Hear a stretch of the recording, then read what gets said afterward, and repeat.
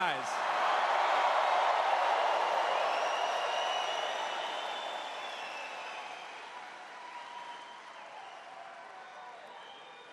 Wow.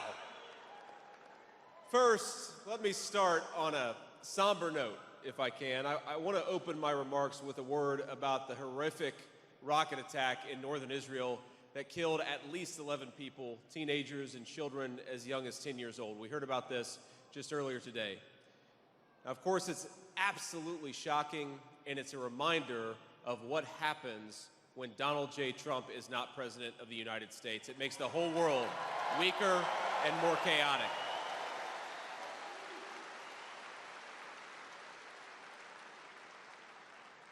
Now, no nation should or can tolerate this terrible stuff, and I know this audience stands with Israel and stands with our friends. Let's get President Trump back in office and get this war over with.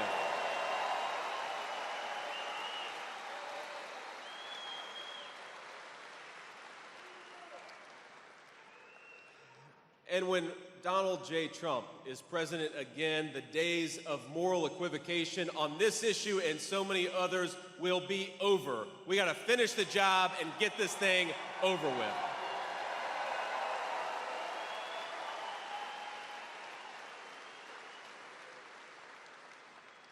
Now, I want to talk about what's going on in this country. And of course, all of us learned the hard way over the last week and a half, if you didn't already know it, that Joe Biden cannot do the job as President of the United States. In fact, exactly 1 month ago, President Trump wiped the floor with Joe Biden on the debate stage, exposing a massive cover-up of that president's moral and mental incapacity. And he saved this country from 4 more years of one of the worst presidents in American history. So let's thank President Trump for getting rid of Joe Biden once and for all.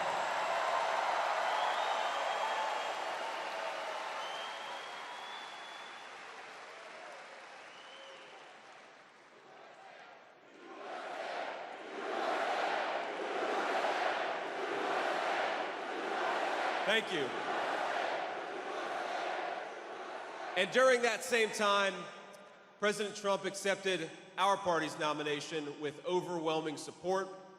We held one of the most successful conventions in history, and he even took a bullet for the country that he loves and didn't miss a single day of work.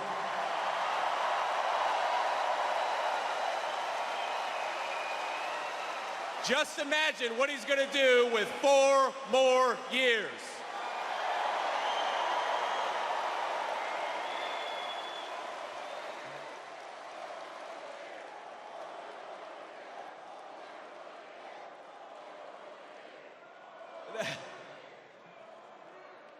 Now, we've got some of our friends in the media back there, and after they deserve it.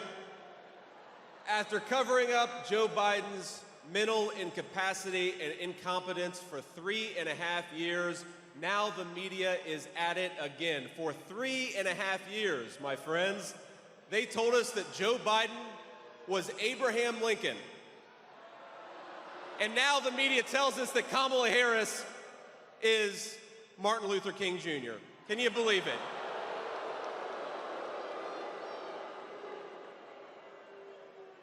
But we all know she's not MLK, just as Joe Biden was not Abraham Lincoln. We know that she is a card-carrying member of the San Francisco lunatic fringe. Ain't that right?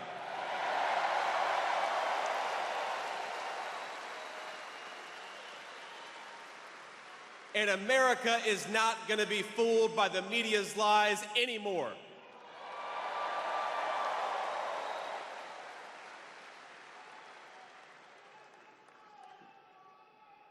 Now, everybody knows that Kamala Harris owns every failure of the ultra-liberal policies of the last 4 years.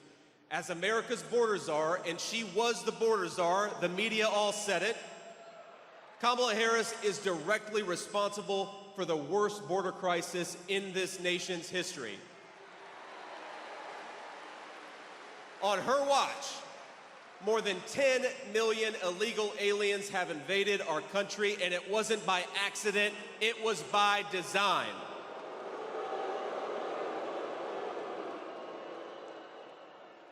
Creating this flood of illegal immigration is the purpose of the ultra-liberal immigration policies. They said they were going to do it, and then they did it on Kamala Harris's first day in office. They suspended deportations, they stopped building Donald Trump's border wall, they reinstated catch and release, and they proposed amnesty for millions of illegal aliens. On the first moment, from the moment go, Kamala Harris and the Democrats sent engraved invitations to millions of illegal immigrations around the world. And now they're here because they were invited. They were invited by our own border czar. Can you believe it? Now the chief of Border Patrol was appointed over a year ago, but border czar Kamala Harris hasn't even spoken a single word to him. This administration handed 3 million work permits to illegal immigrants, destroying American jobs and crushing American wages. And if the border czar wins, she will not only give jobs to illegal aliens, she's talking about giving them free health care, free tuition, all paid for at your expense.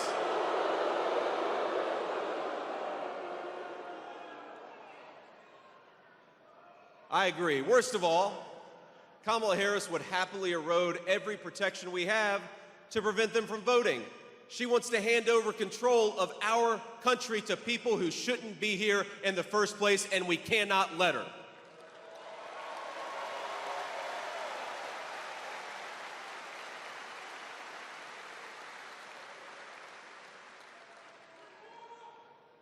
And I have a message, a very simple message to the millions of illegal aliens who are in this country and shouldn't be. If you are here, start packing your bags right now, because Donald J. Trump is coming back into office.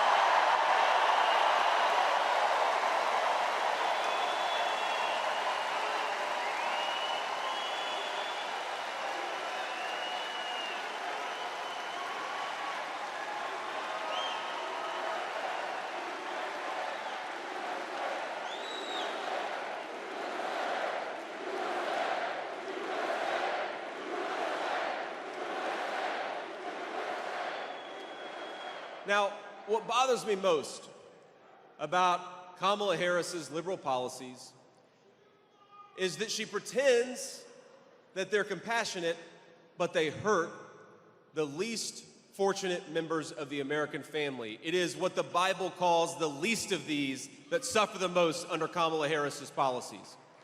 Now, I know this, my friends, because I myself grew up in a poor family. I was one of those kids who suffered under Democrat misrule, and I know that if we let these guys gain power, it's going to be people who grew up like I did that suffer the most. Now, a lot of you know my story. You know that things worked out for me. I was able to achieve the American dream because this is a great country that gives opportunities to people, and we got to make sure it stays that way.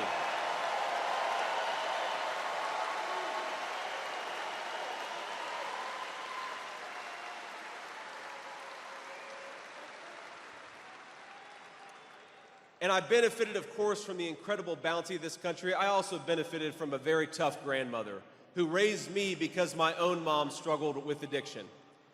And I'll tell you, there are a lot of things that keep kids on the straight and narrow, but one, for me, was a grandmother who told me when she found out that I was hanging out with a local drug dealer, JD, if I ever see you with that kid again, I'm gonna run him over with my car.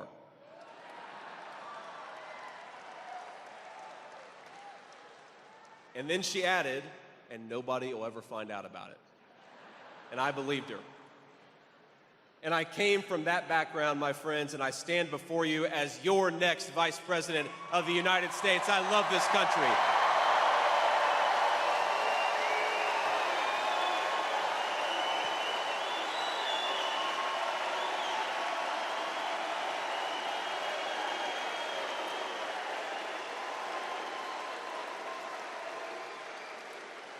But if we want to preserve that American dream for the next generation, if we want to build upon it, then we have got to win this election. We have got to bring the people's president back. That's President Donald J. Trump, and we're going to do everything we can to get him elected in November. And we're going to do it together.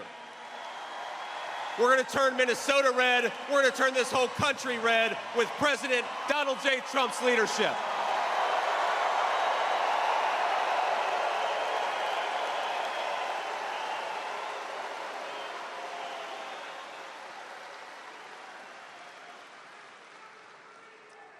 And we're going to do it not just because we want to beat the Democrats, as fun as that will be, but because the American people depend on President Trump's leadership. And the clock is ticking, my friends. In 6 months, we are going to launch the largest deportation program in the history of this country.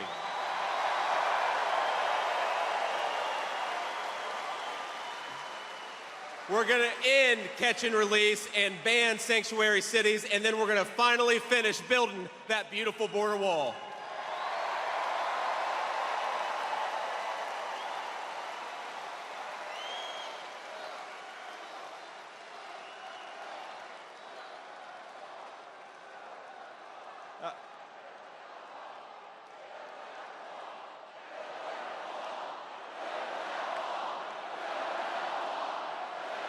Right.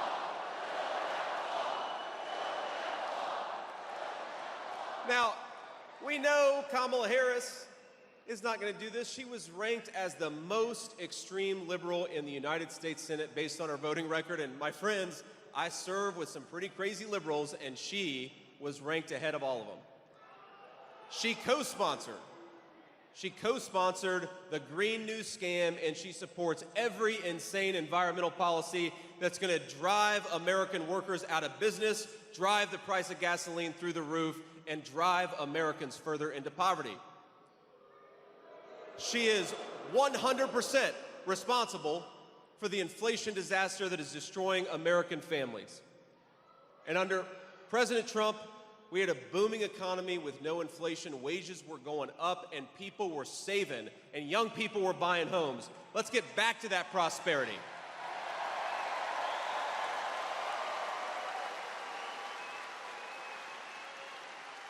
We're going to fight for your ability to afford housing, education, healthcare, groceries. We want normal Americans to be able to afford a decent life in their own country. It sounds so simple, but it's got to happen. And one of the ways we're going to do it is drill, baby, drill. Get that stuff out of the ground. Get it from our own people. Get it from our own workers, and not from tin pot dictators all over the world.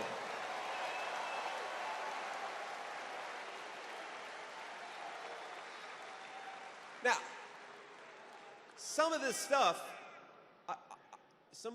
you read what Kamala Harris has said, and it's hard to believe. She wants to abolish ICE, legalizing squatting, and open the door for rapists, felons, terrorists, and murderers to vote.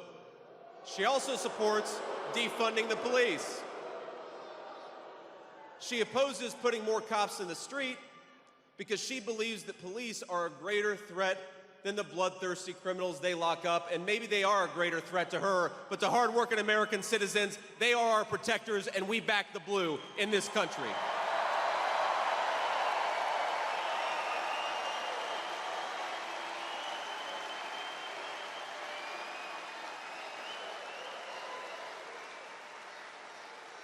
Now, she wants to end cash bail, and what that means is that if you assault a police officer, you can be back on the street the very next day. In fact, when rioters and looters were burning American cities to the ground, including Minneapolis, Kamala Harris was raising money to bail them out of jail. Let's throw them in jail and support the cops.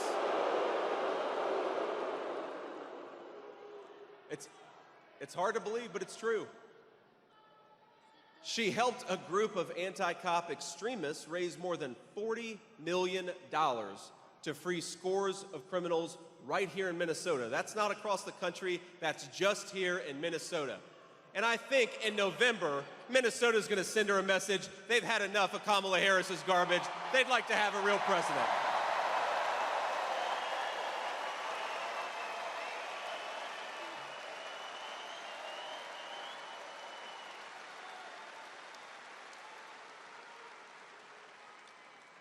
You can't make it up. Some of the criminals freed by Kamala include a convicted rapist, a knife murderer, a domestic abuser, who later shot and killed a man while he was out on bail. It's so sad.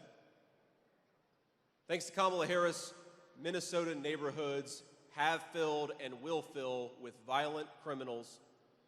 President Trump, you know what he did? He put them behind bars where they belong.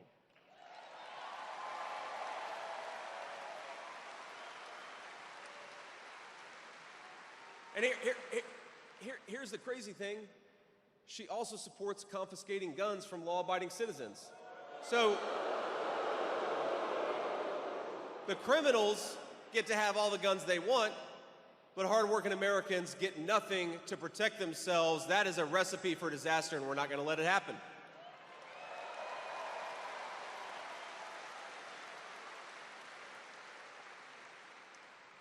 She wants to make us sitting ducks in our own country. That's the policy that Kamala Harris has pursued, and we are not going to let that happen. We are going to vote in big numbers in November, and we're going to take this country back, right?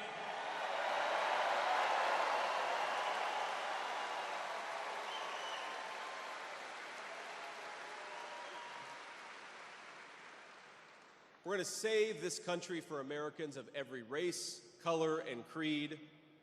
We're going to do it the hard way. We're going to do it because this country is worth saving. We're going to do it by fighting through the media lies, and we're going to do it by electing Donald J. Trump, President of the United States.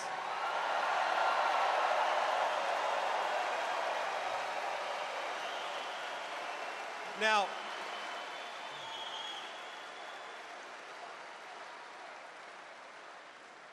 maybe the worst and most dishonest thing that Kamala Harris has done, and it is a long list, my friends, is that she helped cover up Joe Biden's declining mental capacity for years.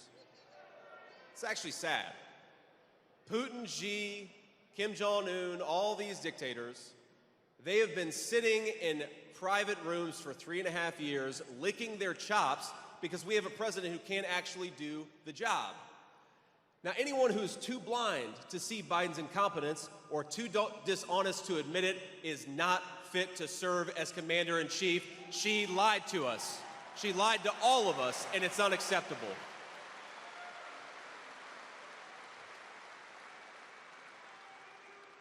And you know, they never give President Trump an easy path. Kamala Harris, the Democratic elites are trying to install her as their new nominee without her receiving a single vote for president. The media, our friends back there, they call it a coronation. I think there's another word. I call it a coup. In America, we do not crown our leaders, we vote for them. Democrat or Republican, you gotta give the voters a choice.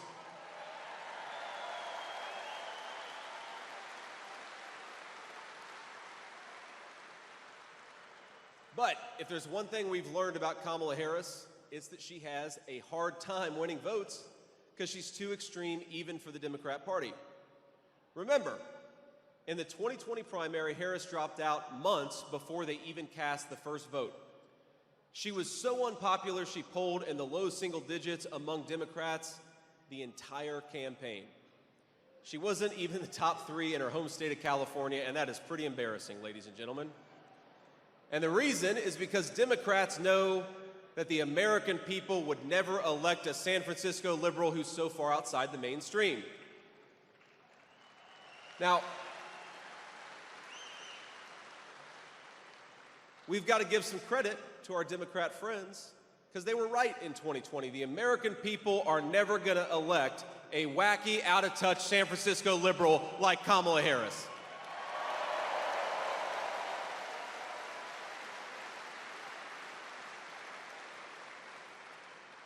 Now, I saw the other day, Kamala Harris questioned my loyalty to this country. That's the word she used, loyalty.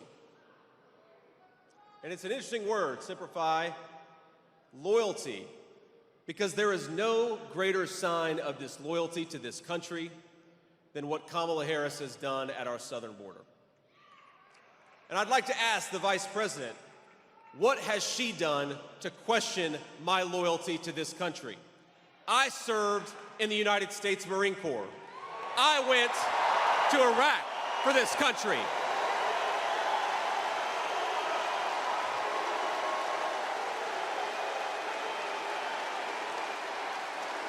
I built a business for this country.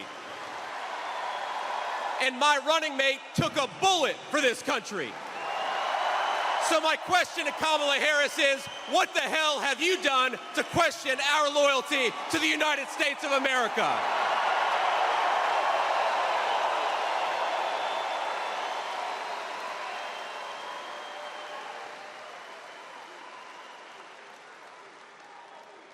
And the answer, my friends, is nothing. So let's send a message to the media. Let's send a message to Kamala Harris. Let's send a message to every hardworking patriot from Minnesota across the country. We are ready to have President Donald J. Trump back, and we're going to work our tails off to make sure it happens.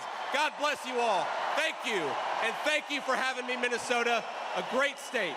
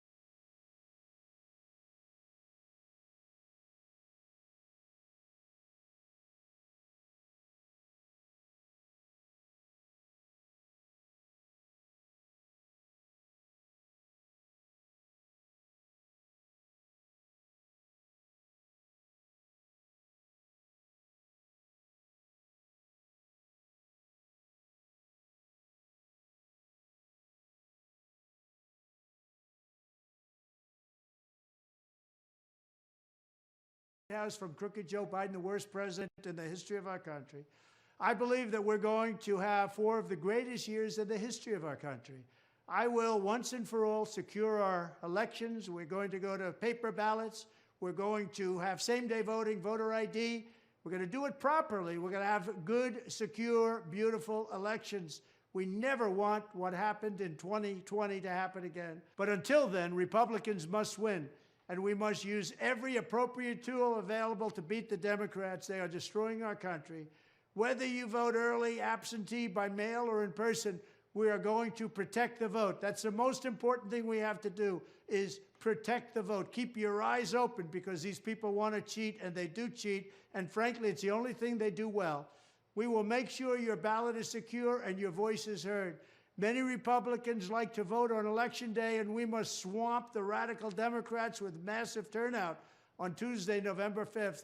The way you win is to swamp them. If we swamp them, they can't cheat. It just doesn't work out. But if you can't make it, you need to make a plan, register, and vote any way possible. We got to get your vote.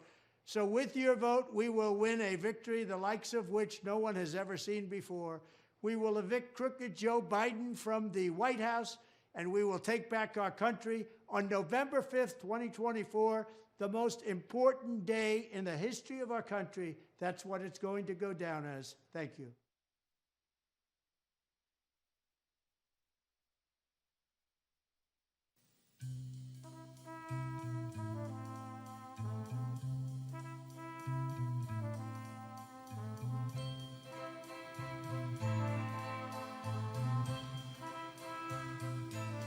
There must be lights burning brighter somewhere. Got to be birds flying higher in a sky more blue. If I can dream of a better land where all my brothers walk hand in hand, tell me why, oh why, oh why can't my dream come true? Oh why? There must be peace and understanding sometime. Strong wind of promise that will blow away all the doubt and fear. If I can dream of a warmer sun where hope keeps shining, oh everyone, tell me why, oh why, oh why won't that sun appear?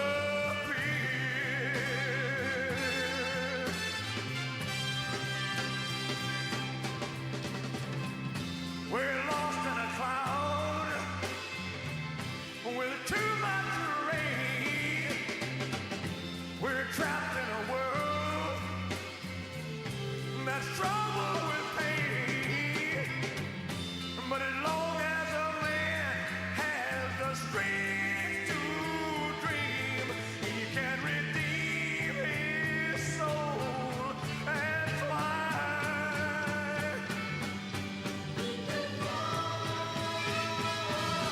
Deep in my heart, there's a trembling question.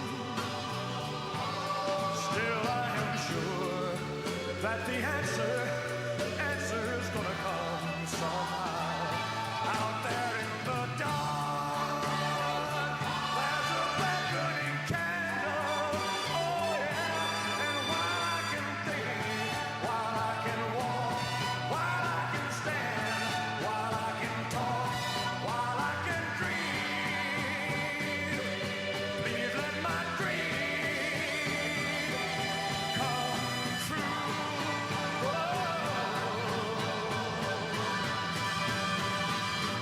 Right now, oh, let it come true right now.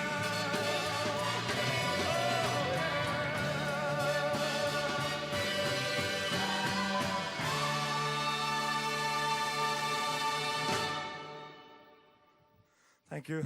Good night.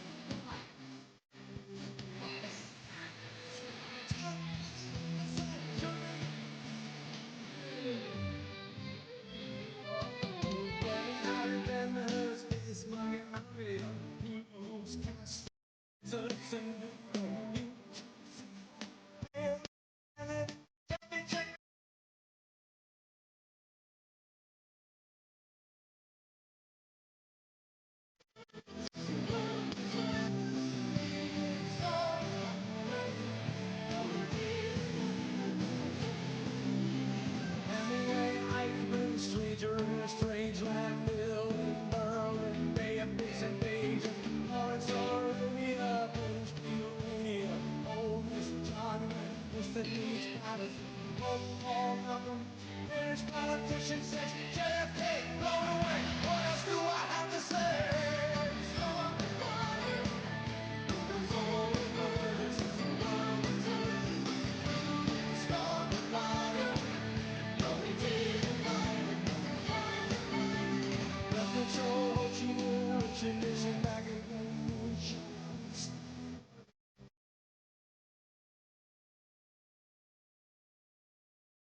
In Iraq, Russians in Afghanistan, Wheel of Fortune, Sally Ride, heavy metal, suicide, foreignness, homelessness, AIDS, crack, money, Eiffel diamonds on the shore, China, Swindle, Montreal, rock and roll, Cold War, I can fight it anymore.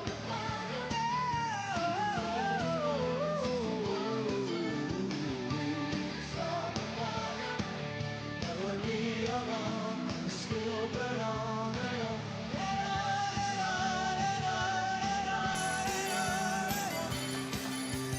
We didn't start the fire. We didn't start the fire. We didn't start the fire. We didn't start the fire. But we did fight the fire. We didn't start the fire.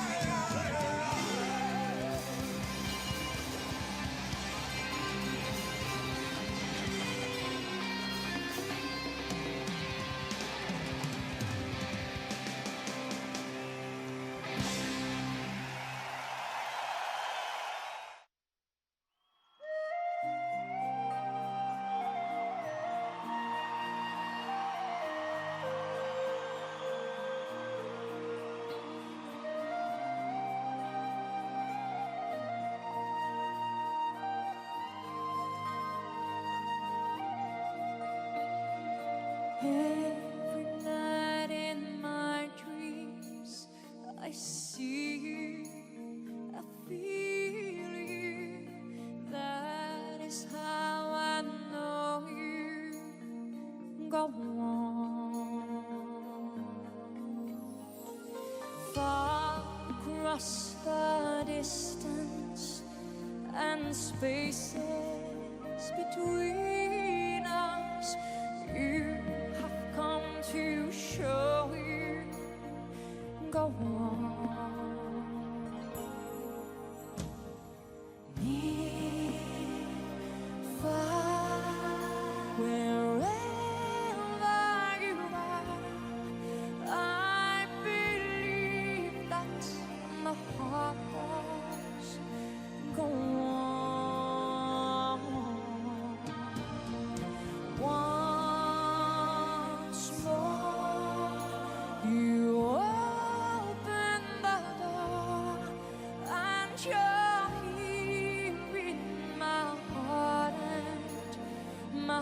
heart will go on and on.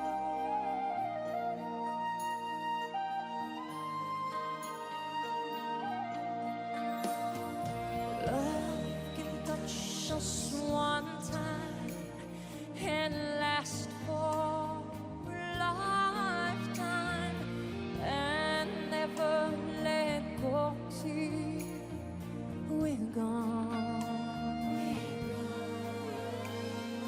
Love's when I loved you one true time.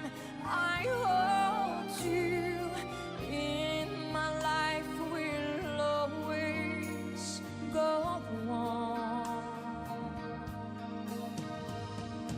Near, far, wherever you are, I believe that the heart does go on. Once more, you open the door, and you're here in my heart, and my heart will go on and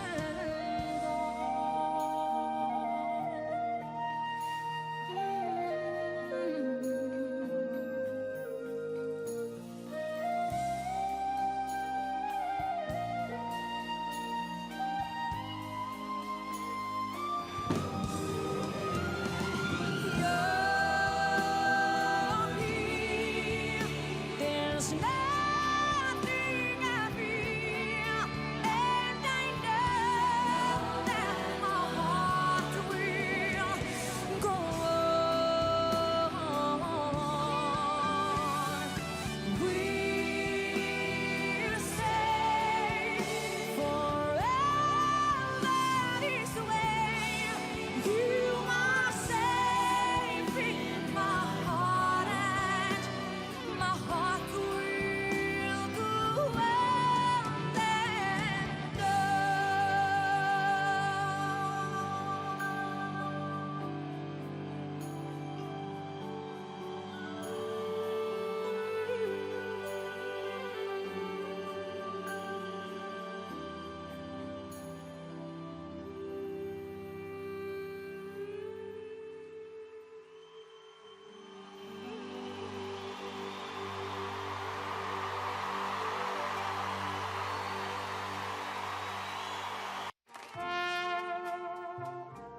I see trees of green, red roses too. I see them blue for me and you, and I think to myself, what a wonderful world.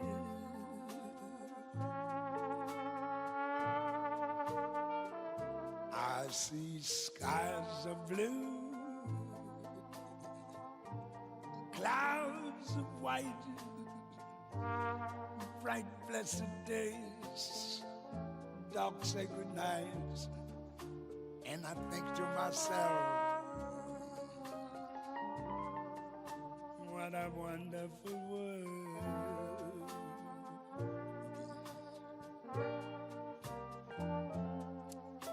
The colors of the rainbow, so pretty in the skies, also on the faces of people going by. I see friends shaking hands, saying, how do you do? They're really saying, I love you. I hear babies crying. I watch them grow. They'll learn much more than I'll ever know. And I think to myself, what a wonderful world. Yeah. I think to myself, what a wonderful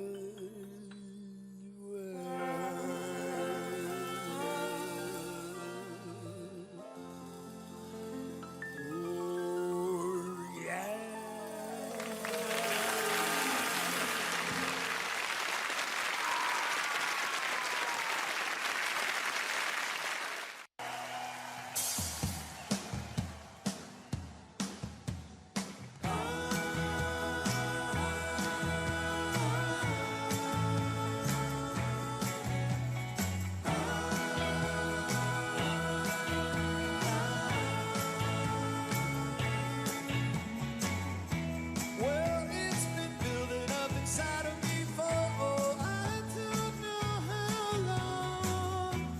I don't know why, but I keep thinking something's bound to go wrong. But she looks in my eyes and makes me realize when she says, "Don't worry, baby, don't worry, everything will turn out alright.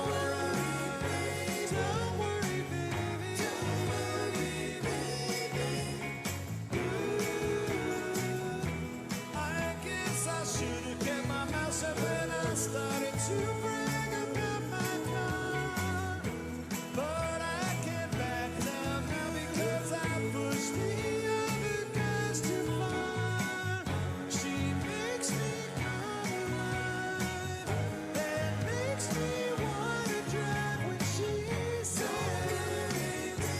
"Don't worry, baby, don't worry, everything will turn out alright. Don't worry, baby, don't worry,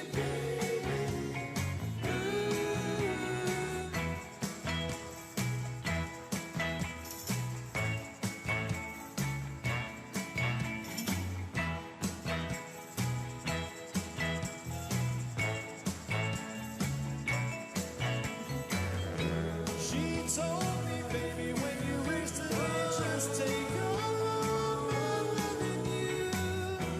And if you knew how much I love you, baby, nothing could go wrong with you.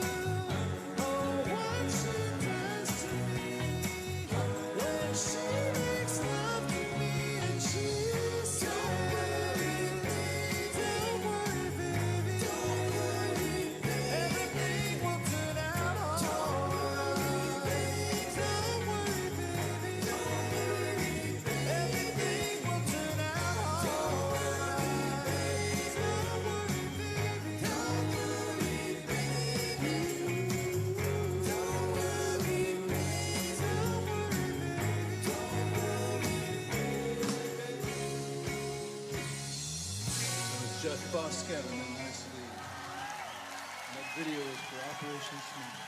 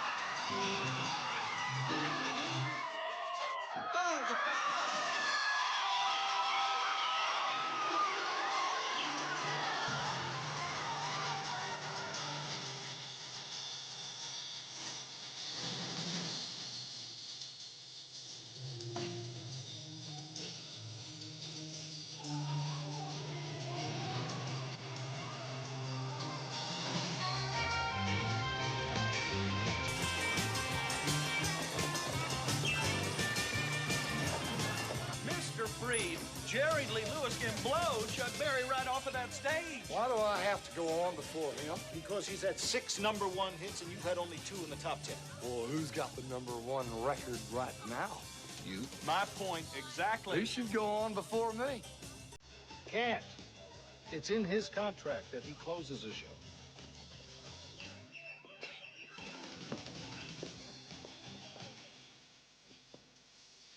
Okay, Cat. That's the way you want it.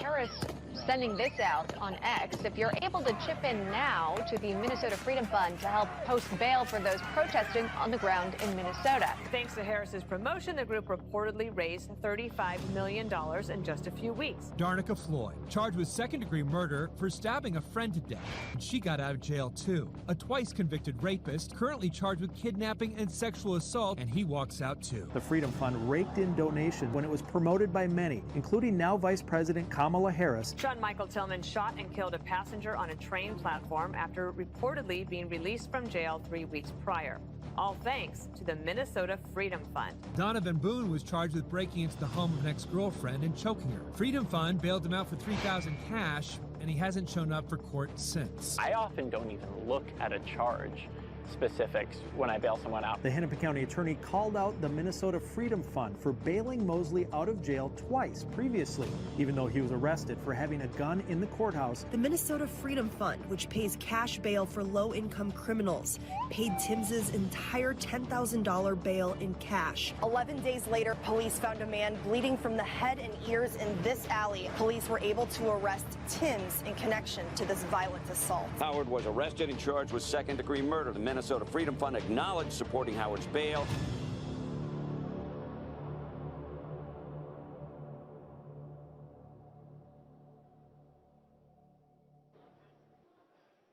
Ladies and gentlemen, please welcome the CEO of Cantor Fitzgerald and the face of 9/11, Mr. Howard Lutnick.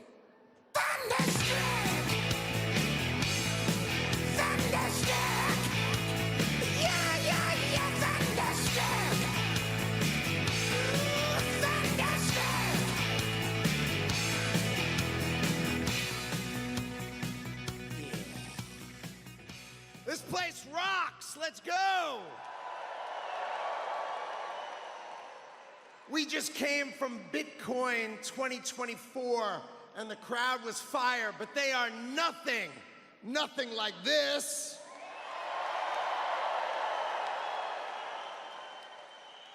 So my name is Howard Lutnick, and I'm from the company Cantor Fitzgerald. Now, some of you may remember that my offices were located on the 101st to the 105th floors of the World Trade Center. See, I was taking my son to his first day of kindergarten that day. That's why I'm alive. But we lost 960, right? We lost 658 people of our 960 employees. My brother Gary died, he was 36. My best friend Doug, he was 39.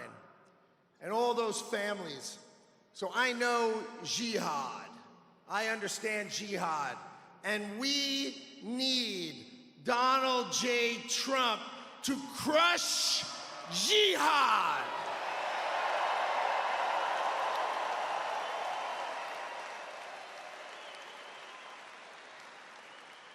I see the great Representative Emmer to my right. Fantastic. So I have a great honor tonight. See, I have the honor of introducing the next Vice President and Second Lady of the United States of America, JD and Usha Vance.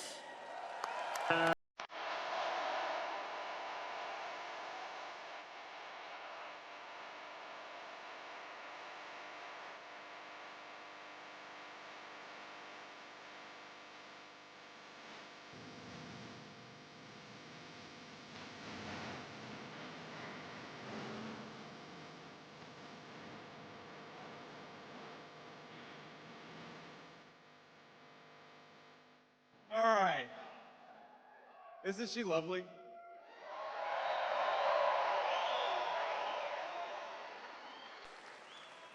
I'm gonna pay for that later. But without further ado, I want to introduce my friend, my running mate, the biggest fighter for this country and the working men and women of this country we've ever seen, and the next President of the United States, Donald J. Trump.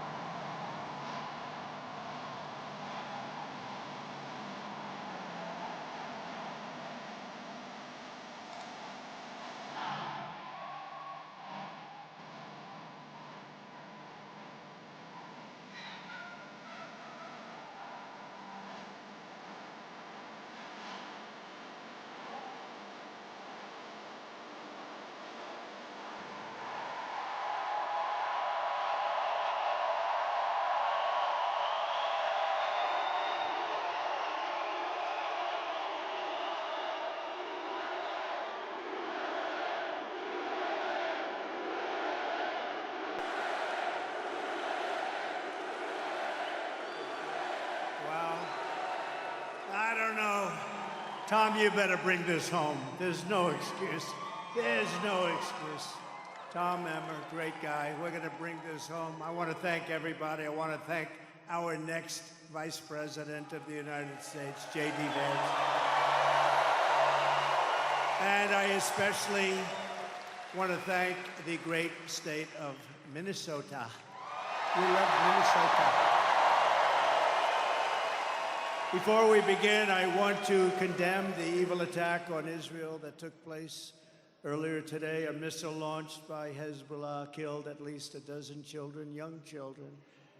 And they were playing, as you heard, on a soccer field in Israeli territory on the Golan Heights, a place that I recognized during my administration as under Israel's sovereignty. It was a big thing. I've been trying to get it done for 72 years. I got it done in about 1 hour.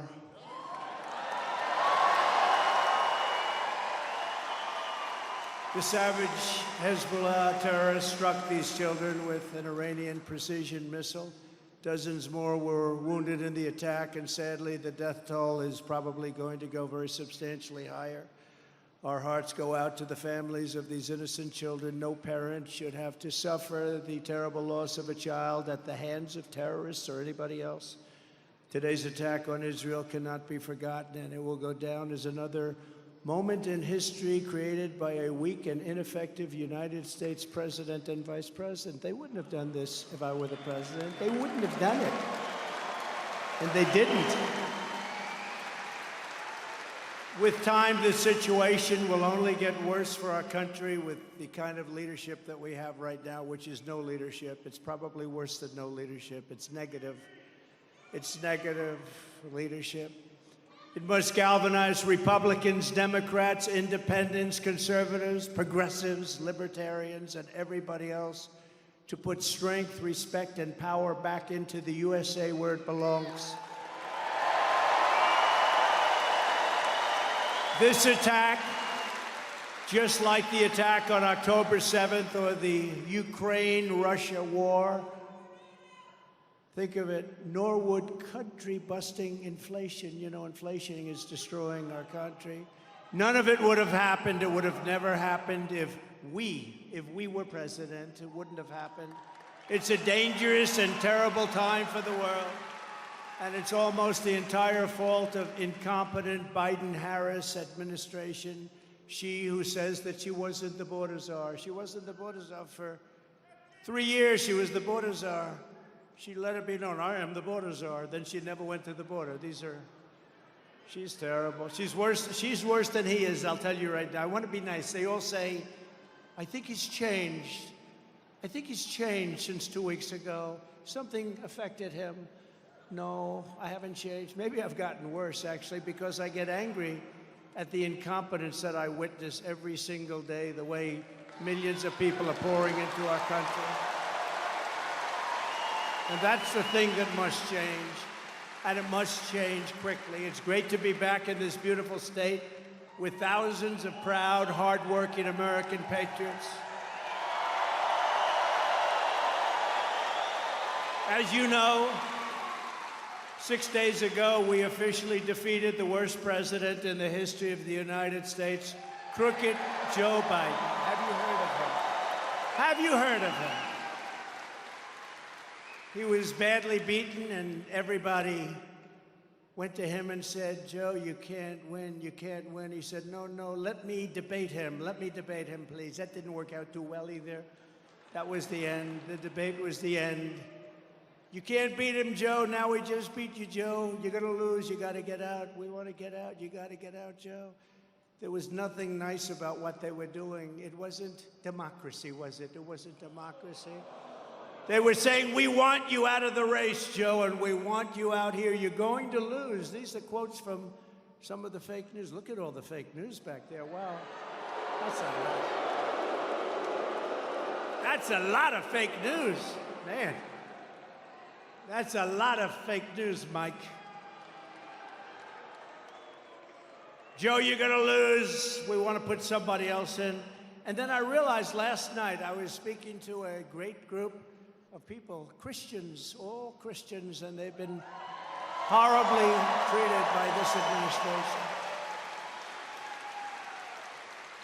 Today I spoke to Bitcoin crypto, so I went from Christians to Bitcoin, and now I'm with you in Minnesota.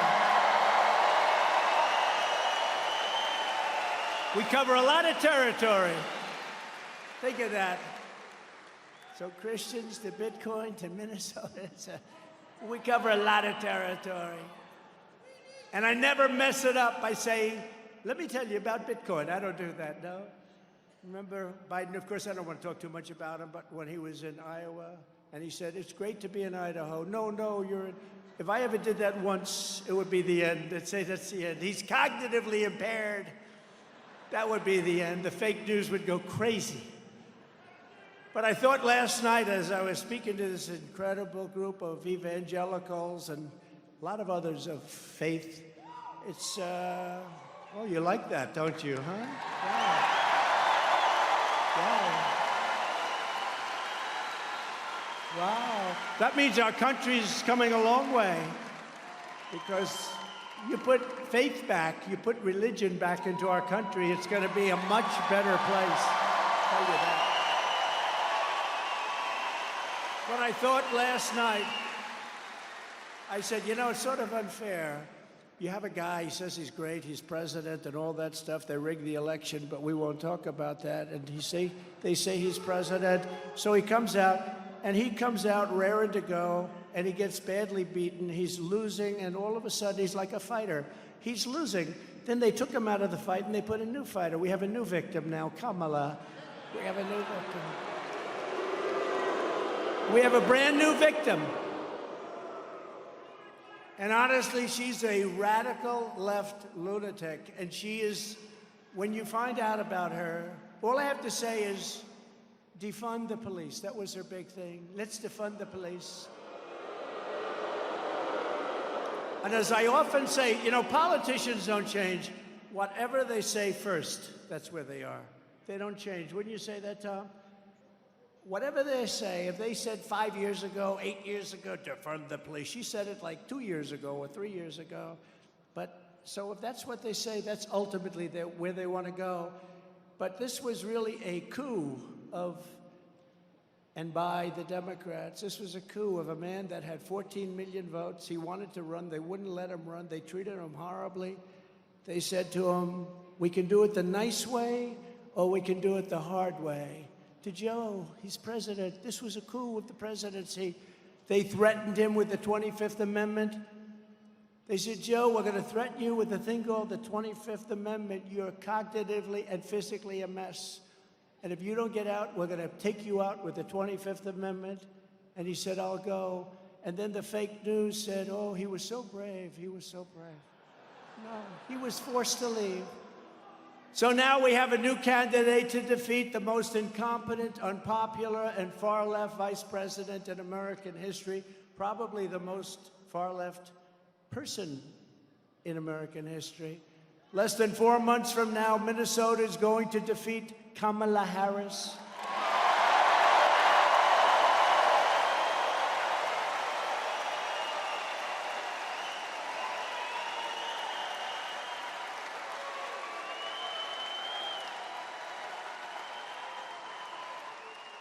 And remember what I said a short time ago. A short time ago, she strongly fought for many, many bad things. But to me, I love the police. We're not defunding them. We're going to fund them.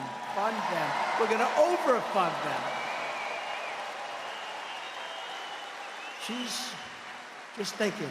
She's defund the police, and I'm overfund the police. We're going to overfund. We're going to evict this radical and incompetent administration from the White House, and together we are going to make America great again.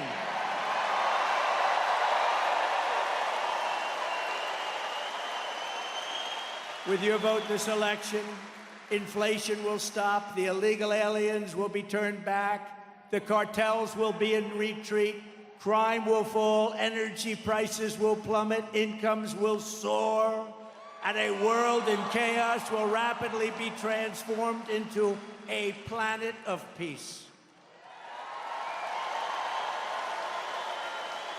And very importantly, and you don't hear this anymore, the words you don't hear under the Trump administration, the American dream will come roaring back bigger, better, and stronger than ever before. The American dream will come back, right?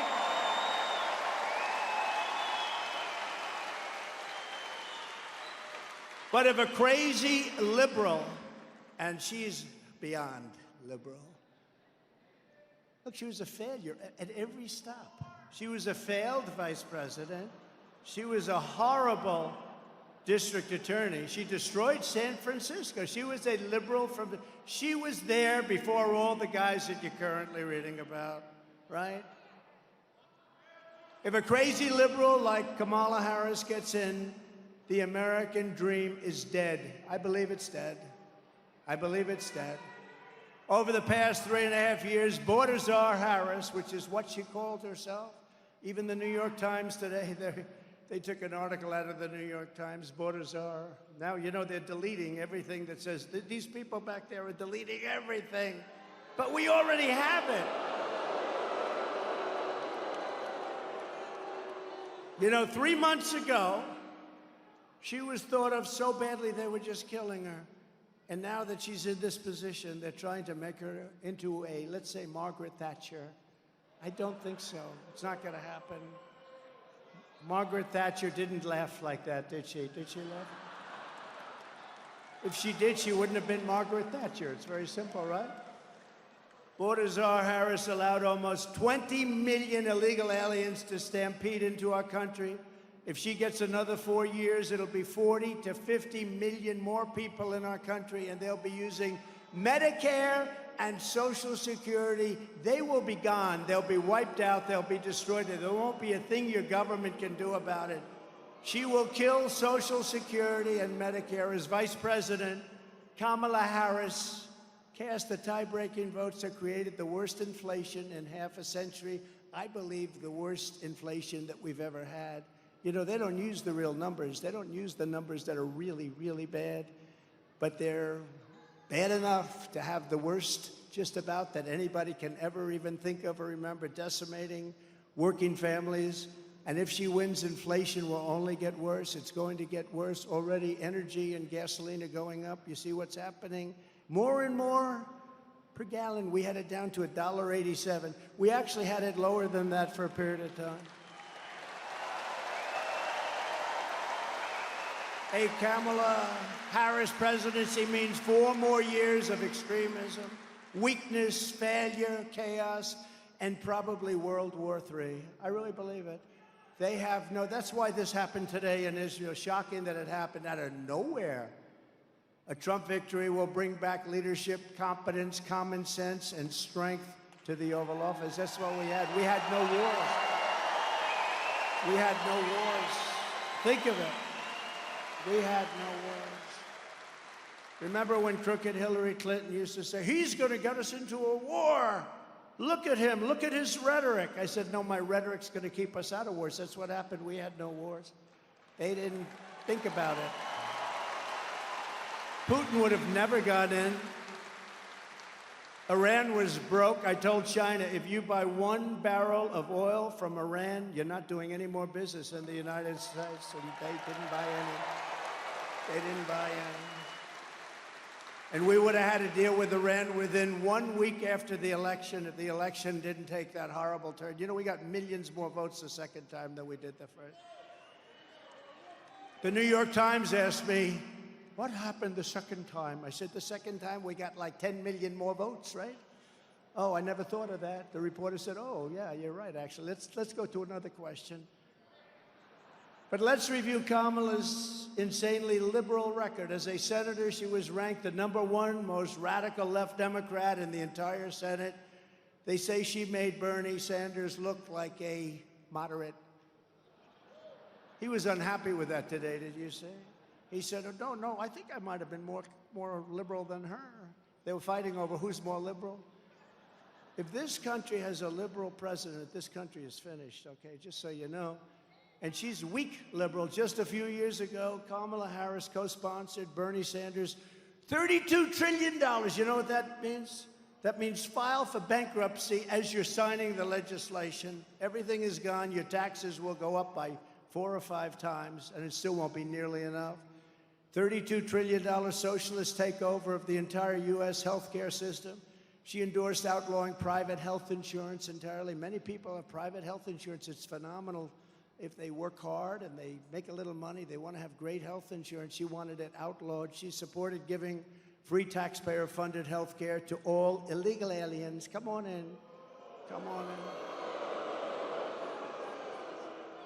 Now, but just think of it. Everybody that comes into our country, including from prisons, mental institutions, insane asylums, you know, they go crazy when I mention Dr. Hannibal Lecter. You know who that was? They say, why does he keep mentioning Hannibal Lecter? Well, you see, he was a slightly troubled patient in an insane asylum, and he'd love to have you for dinner, you right there. He'd love to have you for dinner. But I mention him because we have people like that coming into our country. They're closing their insane asylums all over the world. They're sending their criminals into the United States. Venezuelan crime is down 72% because they're sending their criminals and their drug dealers and their prisoners to the United States. And next year, I think, instead of being here, which is a great place, I love this place, we'll go to Venezuela or someplace in South America where they've sent all their criminals to us because we'll have a nice, safe event. We can go to Venezuela next year where the crime drops 72%, and we're going to have a nice, safe event because in Minnesota, you will have lots of people that you don't have now, although many of them are here now. They're just sort of getting used to it. You'll have people from their jails and from their mental institutions in Minnesota. So we'll go to a nice, safe location. She co-sponsored the $100 trillion Green New scam to abolish oil, coal, and natural gas.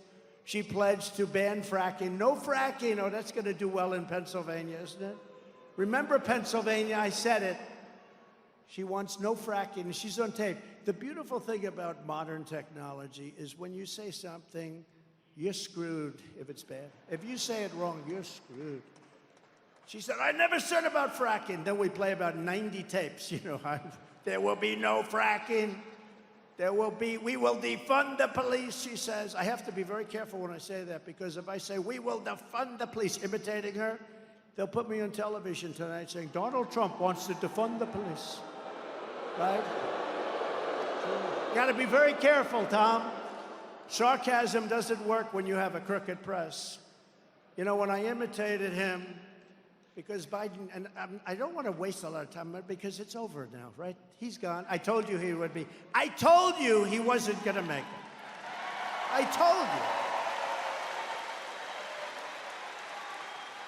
you. In the debate, and they called for the debate. They wanted it early. I said, okay, I accepted every rule. Everyone said, why did you do that? I mean, you accepted CNN, you accepted fake Tapper, you accepted all of these things. Why did you do that? So I said, because it's the only way, because they thought I wouldn't do it. So I said yes, and they were shocked. But we had the debate, right? And he kept saying, like, they'd say Jake Tapper, fake Tapper. But I have to tell you, they were very fair. In my opinion, they were very fair. 95%. You can't ask for, I was shocked. They gained a whole level of respect. I really mean it. CNN and both of them, they gained a level of respect, right? Don't you think so? I do. I told them that. I called them both up. But I never saw a debate like this, so, you know, we're given a certain period of time, and I'm running. I got to talk very fast because there's so many things to say. My mind is rushing, boom, and I hit it right on the butt. But they kept saying to him, sir, you have 92 seconds left.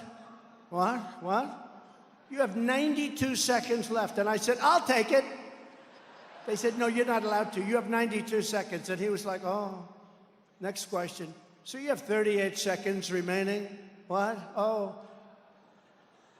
So we got off to a good start. But from the time of the debate, that was the beginning of the end. The debate was not good. And then he tried to recoup by going and doing some interviews with really nice people that actually wanted to help him along. But they can't answer the question for him. So it wasn't a good situation. And now we have somebody that's I believe, worse than him. I really do. Kamala called for slashing consumption of red meat to fight climate change. Now, you know what that means, because in a couple of countries, they're actually getting rid of their cows and their cattle. They want to get rid of their cattle because they say it's environmentally unacceptable. So that'll be next. They're going to be coming to you, Tom. Please go to the legislature and get rid of all cows, all cattle. Horses will be next, and at some point, I guess they'll go after the human also, won't they? It's crazy. It's crazy. The humans are next. No, she's terrible. She's terrible. I mean, she's as bad as you get. She supported mandatory gun confiscation, ripping firearms away from law-abiding citizens, and she said that a 80% tax rate is a bold idea that should be discussed. It's very interesting to her. I think that's nice. How about 80%? Kamala is also a total radical on abortion. Should we talk about abortion? Do you mind for a second, right? When you compare my position on abortion to that of Kamala Harris, my position is actually, it just polled, 8 points higher, and that's because she's a radical. She's an absolute radical on abortion. She wants abortion in the 8th and 9th month of pregnancy. Think of that. And right up until birth and even after birth. The governor of Virginia, the ex-governor, we have a great governor of Virginia right now, but the governor that preceded Glenn is, he was horrible. I call him Michael Jackson, remember?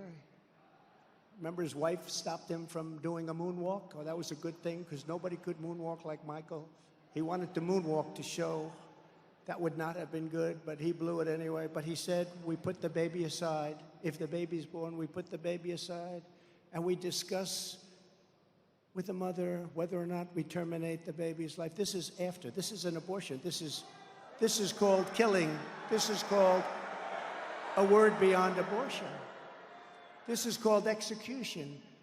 Kamala supports taxpayer funds to pay for abortion for any reason. She even voted against legislation that would require medical providers to give care to babies born alive after an attempted abortion. They're the radical ones. You see, the Democrats really, and not all of them, because most of them agree with us, they're the radical ones, whereas our position is that abortion is now back to the states. They've wanted to have this.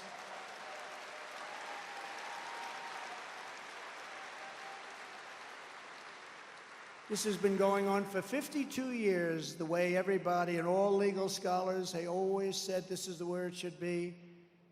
Everybody wanted it back in the states. Democrats, Republicans, liberals, conservatives, and legal scholars. Every legal scholar wanted it back in the states. And then about 14 years ago, people started talking about the number of weeks, the number of months, the number of this, that. They wanted it back in the states where people can decide, and that's what's happening. You look at Ohio, they decided. You look at Kansas, they decided.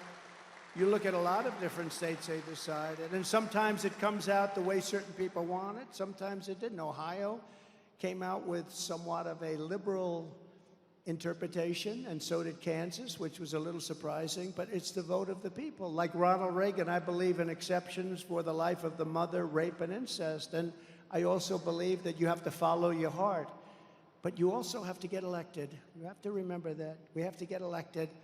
And I want to thank the 6 Supreme Court justices, Clarence Thomas, Samuel Alito, John Roberts, Brett Kavanaugh, Neil Gorsuch, and Amy Coney Barrett for the wisdom and courage they showed on this long-term, very contentious issue. But getting it back to the states puts the question where it belongs, with the vote of the people, and it's over time. And you'll see this. Over time, it's going to work out incredibly well, and just an issue that was tearing our country apart for years and years is coming to an end, and people are coming together. It's going to be the vote of the people, and it's a state vote. It's the way it was supposed to be. It should have never been in the federal government. So, thank you. I think it's so important to say. I think it's so important to talk about. This November, the American people are going to reject Kamala Harris's crazy liberal extremism on a massive landslide. We're going to have a landslide because it's going to be too big to rig. You know what too big to rig is? We're not going to let her turn the United States into communist San Francisco. You know, 15 years ago, San Francisco was perhaps the greatest city in the country. And now it's unlivable. It's unlivable. The crime is so bad. The drugs are so bad. She has ruined it. She was the original of the bad DAs. She was the original of the bad prosecutors. She blew them all away. There are a lot of people that say she destroyed San Francisco. She will destroy our country. She will destroy. And moderate, you know what? We can maybe live with moderate, but we have to bring our country back. We've gone down a long way. Remember this. Out of the 20 million people, and probably much more than that, that came out, so many, they have to be taken out. We're going to have the largest deportation effort in the history of our country. The criminals, we have to get them out immediately. Every voter in Minnesota needs to know that when the violent mobs of anarchists and looters and Marxists came to burn down Minneapolis 4 years ago, remember me? I couldn't get your governor to act. He's supposed to call in the National Guard or the Army, and he didn't do it. I couldn't get your governor. So I sent in the National Guard to save Minneapolis while Kamala Harris sided with the arsonist and rioter and raised money to bail out the criminals, bail them all out of jail. Remember?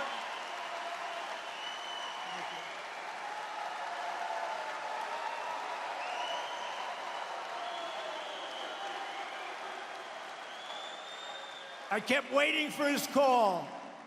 You remember the guy from CNN, the reporter, so-called? I won't use his name. I don't want to embarrass. Shaved head. Nice-looking head, actually, shaved. And he goes, this is a friendly demonstration. And behind him, the entire city was burning. Remember, it was like a war zone. The entire city was burning down. And as he was speaking, somebody threw like a hand grenade at his feet and broke his knee. This is a friendly rally. No, you know what's a friendly rally? This is a friendly rally.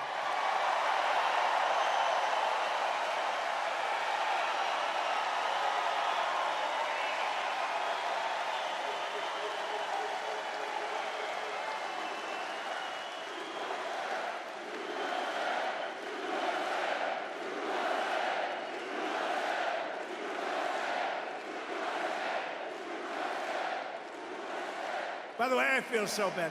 There are 25,000 people outside that cannot. If you people all go and vote, now, look.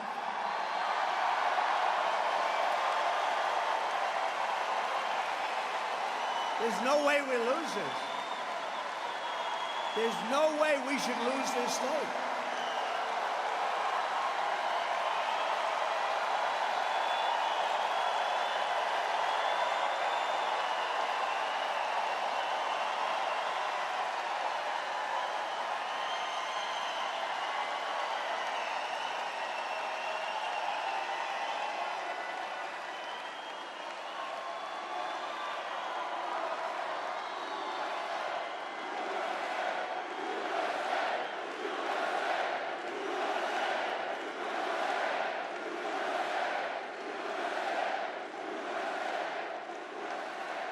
The other day, Kamala had 972 people, we counted it.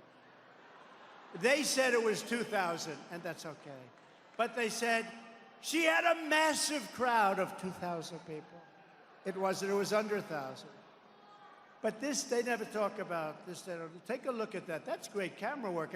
I know it's not a news camera, because they don't do that. Even the ones that are on our side. They don't show the crowd size. I love crowd size. We've always had the biggest crowds. In history, there's never been anything like this. No, you had to see, we drove from the airport to here, and practically the whole way, there were just thousands and thousands of people. It's incredible.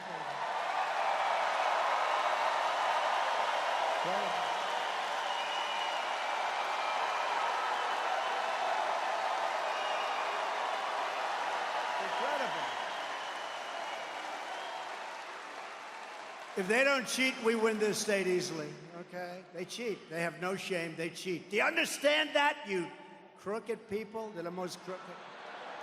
They cheat. They cheated in the last election, and they're going to cheat in this election, but we're going to get them.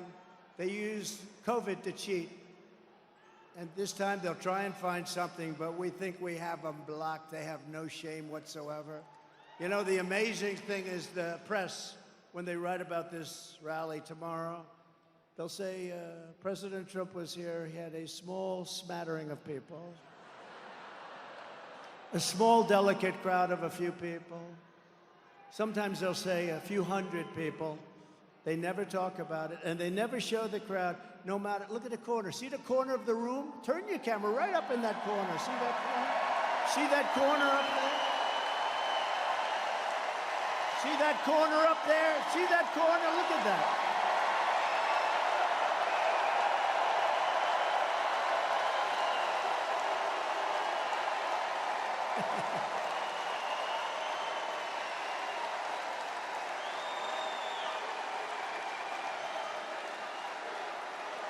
Look at him. Look at that guy. He's going crazy up there. He loves it. He's going crazy. He's got the worst seat in the House, and he's got more attention than anybody. Look at him.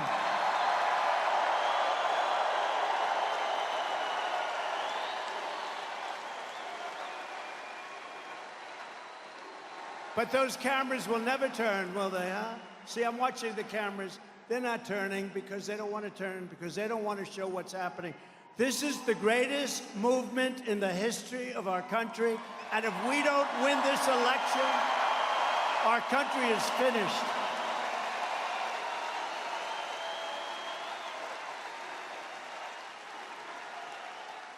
You know, I used to plead with the fake news, but now I learned it's not worth it, but I'd plead, show the crowd, please show the crowd. You know, I'd say, show the crowd.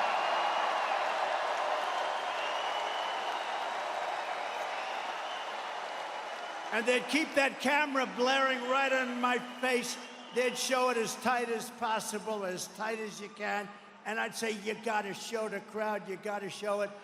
And I actually thought in 2015 and 2016 when I started, because we had these crowds from the beginning, I have to say now they're bigger and better and stronger, I think, than ever before. Bigger and better. Look at that. That's, when I say the corner, you know the place is packed if those seats are gone.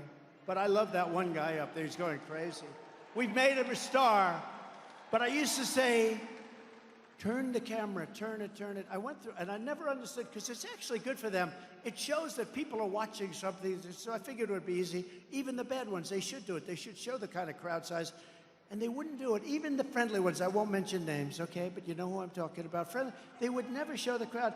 And then I realized what it must be. It's a metal object, and I figured they couldn't turn the camera because it's on steel tripods, and I figured it's very rigid. And then one night in late 2015, just prior to 2016, there was a terrible fight, like over there in the corner, where the only way a camera could get the fight would be to do a triple tripod loop, swirl underneath the people's legs. And that camera, I've never seen any piece of steel bend so much. It was like, they got every second of that fight. I said, you mean the cameras do turn very well? And they do. That was when I learned it's fake news, it's just fake news. But they won't show this crowd, they won't show it.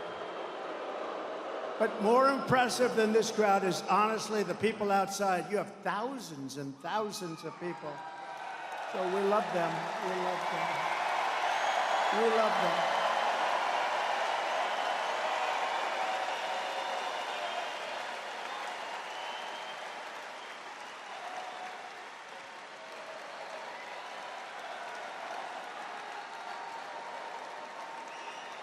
We do. We love you. We love you all. How good is this place? What a state. I think I should move here.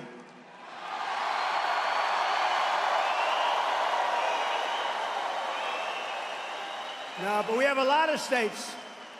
They're all, look, they all see what's happening to our country. They're all incredible. We always have packed houses, to put it mildly, like this. I mean, the spirit has never, ever been like this. We did great in 2016. We did better in 2020. There's never been spirit like this, Tom. I don't think we've ever had, Pete, never had spirit like this. Great hockey player, by the way. Great hockey player. Pop, great hockey player. We've never had spirit like this, so we have to do it. We're going to turn it around fast. We'll turn this thing around real fast. You're going to be so happy. Kamala urged her followers to donate to the so-called Minnesota Freedom Fund, helping raise $35 million to set loose violent offenders after they shot at police, looted your stores, sexually assaulted innocent victims, and committed all sorts of other heinous crimes. One of the criminals Kamala helped bail out of jail was Sean Michael Tillman, very famous now, unfortunately, a repeat offender who, with Harris's help, was set free. She set free many very bad people. And then he went on a murder rampage. He killed a man on a train platform in St. Paul, shooting him 6 times in the head. Okay? She just turned him free. Ultra-liberal Kamala Harris will deliver crime, chaos, mayhem, and death to our country. I will restore law and order, justice in America.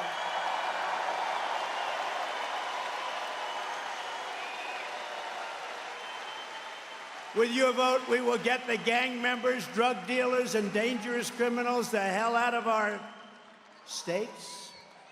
We'll get them off our streets. We'll put them behind bars. But what we're really going to do is send them back to the country from where they came.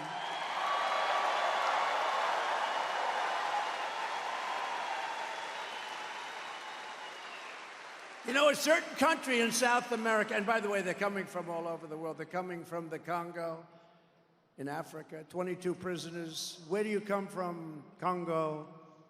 The good thing about these people is they make our criminals look like really nice people. It's true. Our criminals are now considered fine, upstanding people by comparison to these people. I told Dana White, UFC, do we love Dana White? How good was he at the convention? I said, Dana, I have a great idea. Take your great championship fighters from all over the world, you're champions right now, but start another league, called it an illegal migrant league.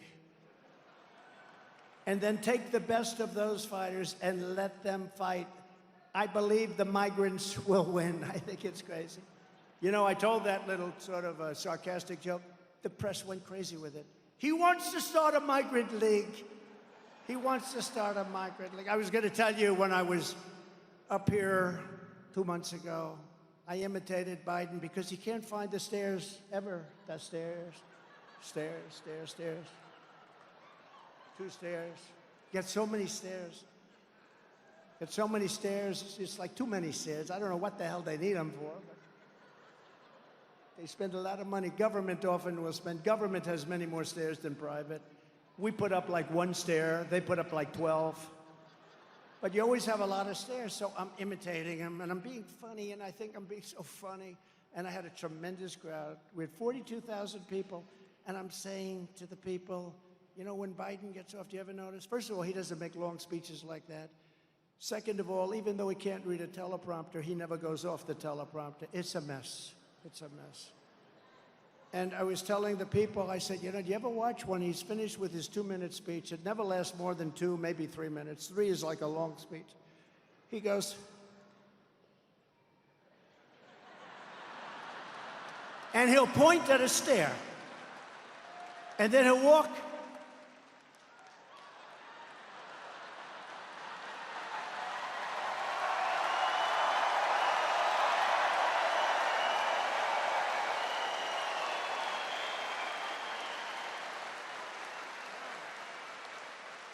Point right at the stair, and then he won't be able to find the stair.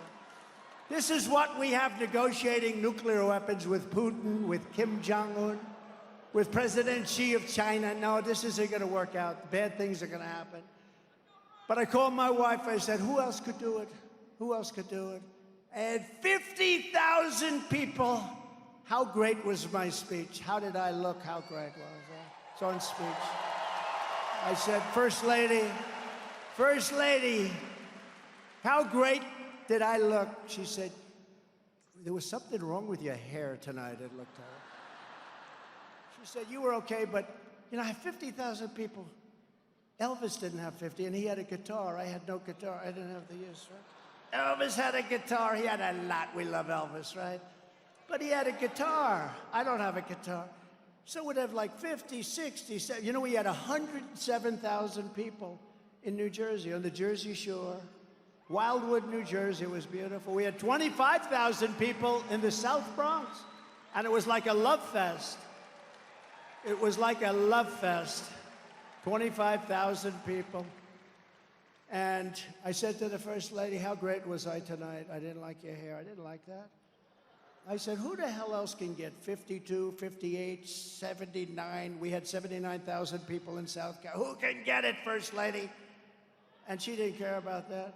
Then I called her, finally. I called her, she said, you were great tonight. Oh, I said, that's great. Thank you very much. And I said, how else? I mean, was it really good? Yeah, but there was a problem. Why couldn't you find your way off the stage? They said you couldn't find. So these people, I was playing and having fun, imitating Joe Biden not being able to find the stairs. And they said that Trump couldn't find the stairs off the stage.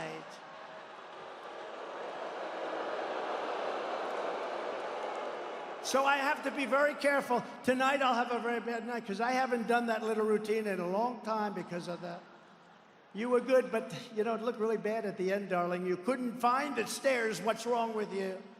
No, I can find the stairs. I'll let you know when it's my time not to find the stairs. I'm going to know. And I'm going to call Tom Emmer. I'm going to say, Tom, it's about time for me to go, okay? Nobody's going to have to tell me. You know, I get up and I don't even read the teleprompters most of the time. So I'll do 80, 90% of the speech off teleprompter. And they'll say, he mispronounced a word. He mispronounced a word. They had a word the other day, crooked. I said cricket, you know. And rather than go back and I don't like to go back because going back means you made a mistake. You just blast through it. He didn't know how to pronounce the word crooked. I've been saying it for years about these crooked politicians that we're dealing with. So you can't even make a little bit of a flub. But even after the rioters did hundreds of millions of dollars worth of damage in Minnesota, Kamala Harris declared the so-called peaceful protests, quote, are not going to let up, and they should never let up. We should continue to go forward. In other words, those protests were good. She thought they were wonderful. This woman will be a disaster as our president. This woman shouldn't even be a shot. And you know what? They have many better people than her, but they never gave them the chance. Many better people. I know all of them. Some are very good. Kamala Harris was the original Marxist district attorney. She destroyed San Francisco, and she will destroy our country. She will be the worst president we've ever had. She will be worse than crooked Joe Biden.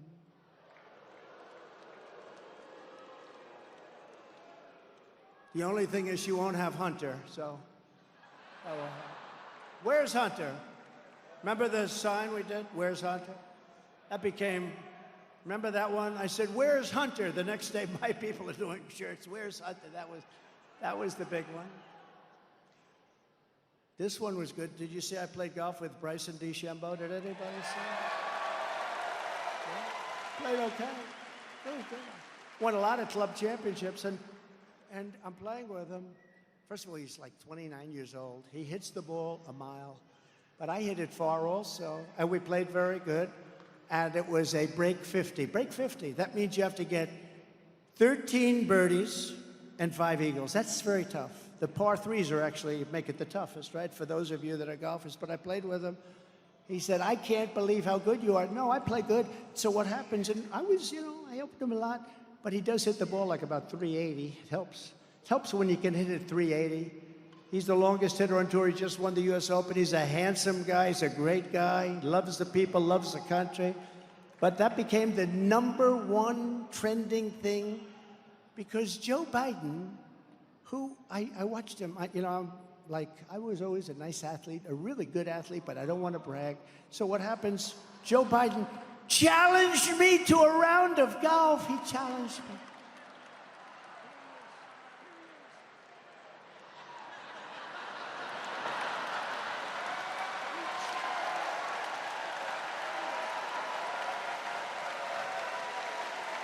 And I can hit the crap out of the ball. I'm good. I shoot good scores. And when you win a club championship, that means you can play under pressure. You can ask a lot of the people up there, like Brett Baer. Brett Baer's a good golfer. Ask him, can Trump play? Ask a lot of the people. But can you imagine now, the whole thing with these people is they're con people. Misinformation. I challenge him to a round. I'll give him 3 strokes aside. He's going to give me strokes. So I say, I will give you $1 million if you can break. He said he was a 6, right? During the debate. And then immediately he said he was an 8. I said, that was quick. If we keep going like this, he'll be a 30 in about 2 minutes. I was a 6 handicap. I was an 8 handicap. I said, how the hell did that happen so fast, right? He's not a 6, he's not an 8, and he's not a 30. He cannot break 100. I know. I can look at somebody and I could look at their swing. He can't break 100, but I offered him $1 million. Now, as a 6 handicap, you can easily break 100. I said, I'll take you to any course you want, from the blue tees, which are, you know, just moderate tees. I would give you $1 million if you can break 100. He decided to turn me down. He turned me down. Then I said, I'll give you 10 strokes aside. I'll give you 10 on the front, 10 on the back. I'll give you 20 strokes. I'll give you $1 million if you can beat me. He has no chance, okay, no chance. He didn't. But they talk a good game. You know, it's all talk. It's good. It's all, pilots come to the White House. I used to be a pilot. My uncle was eaten by cannibals, right? Even though the stories say, no, he went down in a crash. But my uncle, if the truck drivers come in, I used to drive a truck. It was a very big truck. These people, I'm telling you, they are so bad. They're so bad. They're just evil people. But more importantly, they're destroying our nation. Nobody respects them. Everybody laughs at them. We're like a bunch of fools. We have a man that can't put 2 sentences together, and now we're replacing him with worse than he is, a dangerous person who's not smart. You know she couldn't pass a law exam, right? Have you heard that? These are minor details. She couldn't pass a bar exam. She took the bar exam. She couldn't pass it. She thought she'd never be able to pass it. This is what we have wanting to be our president. Other than that, she's a very fine woman. I'd like to make that statement. No, she's a radical left lunatic, and she's going to destroy our country, and we're not going to let her do it because we're going to win this election in a landslide. Right? You look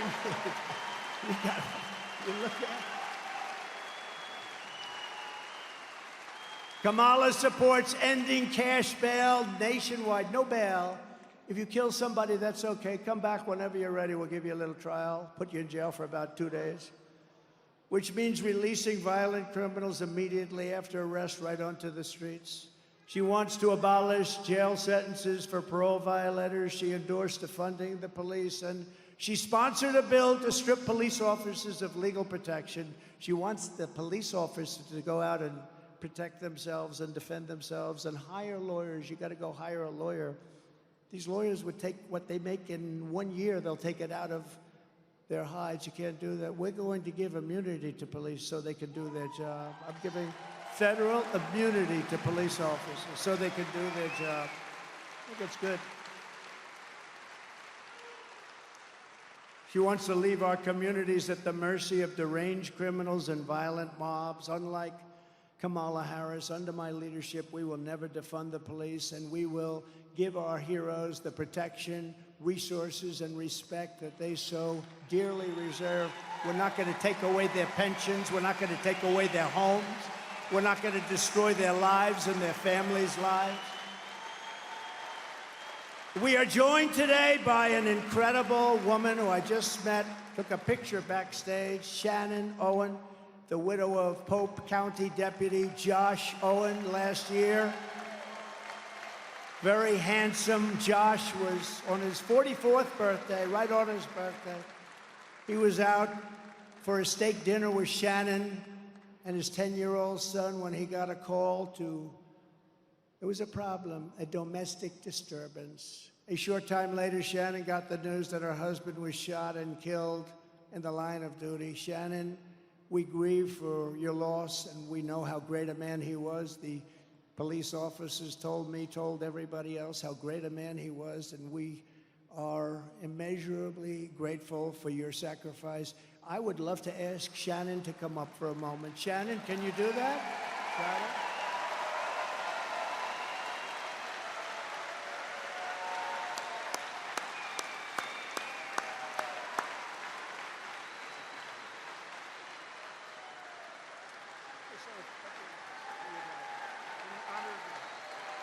Thank you, everybody. Sorry you couldn't hear me that well earlier. I hope you can hear me now. I really appreciate you giving me a chance to talk about Josh. There's so many of them out there right now that need our help, though. We need to back the blue.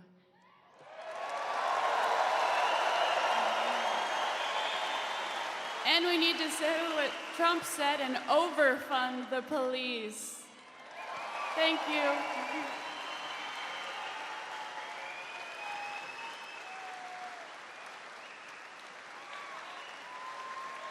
Thank you, Shannon. Incredible. Beautiful family that has to go through that. When I'm president, we will always stand with the men and women of law enforcement and their families, and we will have the backs of our police officers 100% of the time, and they will stop crime. As we secure our communities, we will also secure our border. On my very first day back in the White House, I will terminate every single open border policy of the Biden-Harris administration. And we will seal the border, and we will stop the horrible invasion into our country. It's an invasion. You know, I built hundreds of miles of border wall. If we didn't have that, but then when we left, we were going to add an extra 200 miles, actually, much more than I said we were going to do, and close up certain sections that we had to be, for legal reasons, keep open for a little while. And they didn't want to do it. I said, wow, they don't want to do it. Does that mean that they actually want? Nobody thought they really wanted open borders. They talked about open borders, but nobody thought that could be possible. But they wanted open borders. We couldn't believe it. No person in American politics has been more of an open border zealot than borders are. Harris, this was an open border. She was talking about open borders for a long time before anybody was even listening. You have to see her tapes and her statements that she made a few years ago before this fell into her lap, I guess you could say. Very undemocratic. Kamala supported abolishing ICE, and these are incredible patriots. These are tough people that go into a pack of MS-13 gang members in Long Island, and you see the fists flying and everything flying. The MS-13, they killed two young girls, 16-year-old girls, walking to school, and they cut them up with a knife because they didn't want to use a gun because it's too fast. They cut them up, two beautiful young kids going to school. They cut them up. And MS-13 is probably the most violent of the gangs, although now we have some coming in that might make them look good. But what happened is ICE went in, saw them. These guys walked right into the middle, and they start swinging.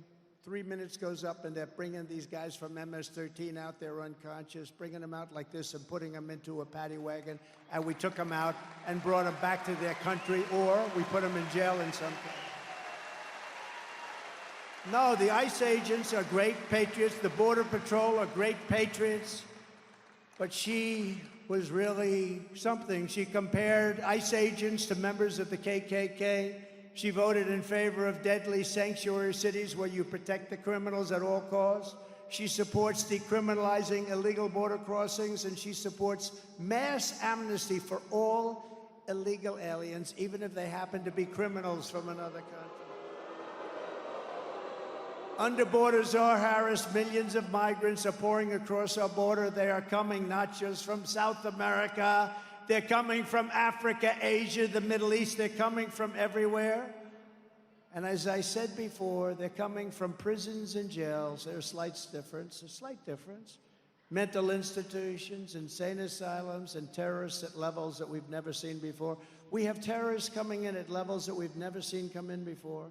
You know, the Border Patrol did a statement on terrorism and terrorists. They said in 2019, one of my 4 years, now I think they were wrong on this, but I'm going to tell you anyway, I love it. They said 0. They had 0. Is that right? I think, Paul? They had 0 terrorists coming in the year 2019.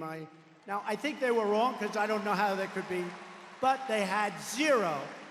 Now they have thousands and thousands of the hardest, meanest terrorists coming in, and it's not going to end well, but we're going to go right to work and we're going to get them the hell out of here. And you know who knows who they are? The local police. Our local police, they know their middle name, they know everything about them.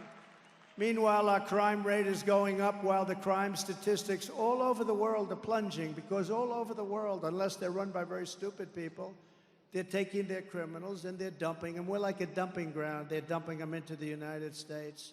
So Venezuela, crime is way down. The criminals are almost gone. The jails are half empty. The only difference, if I were running Venezuela, I would have had the jails 100% empty by now. I can't believe they're just going a little slower than we thought. Many countries right now, there's a certain country, I don't want to mention it because the head of the country, the president, South American country, but again, they're all over the world. He's getting great publicity that he's done a wonderful job on crime. He's done a wonderful, wonderful job. He's convinced everybody to live together, and I believed it. Like for 2 years, I'm reading about, I call him, great story in the New York Times, great, great, great, wonderful. Then I realized he's taking his criminals, he's dumping them into our country. But he's doing it differently than some of the others. In Venezuela, they brag about it. He liked to say that he did something with a social experiment. A criminal is a criminal, and they generally stay a criminal, and we don't have time to figure it out. But we're not going to take criminals, and we're going to get rid of the criminals that we've been given by all these countries from all over the world. Under borders are Harris. Our communities are being ravaged by migrant crime. Earlier this year, a 15-year-old girl in Massachusetts was raped by a migrant who Biden and Harris flew into the United States. How about that? We're stopping them at the border. We're fighting. The Border Patrol guys are stopping them like crazy, at great danger. And then we find out they have airplane flights over the border with thousands and thousands of people landing into the middle of our country. They're flying them then in airplanes into our country. So they don't want to stop them. They never will stop them. Nobody understands what good can come of it. Nobody understands why they want to have open borders, because there's nothing good. The only thing they can do is they are trying to register people to vote. That's the only thing we can say. These are not stupid people. Anybody that can cheat on elections like they cheat on elections, these are not stupid people. But you say, why would they want to have open borders and have criminals and mental patients coming into our country? The only thing is, and I'm seeing it more and more, they're fighting like hell. They want to register these people to vote, and we have got to stop it. We can't let them do it. That's the only thing. There's no other reason that they could want this. In upstate New York 2 months ago, another 15-year-old girl was attacked by an illegal alien they let in, assaulted with a metal pipe, abducted, driven to an isolated area, raped and killed.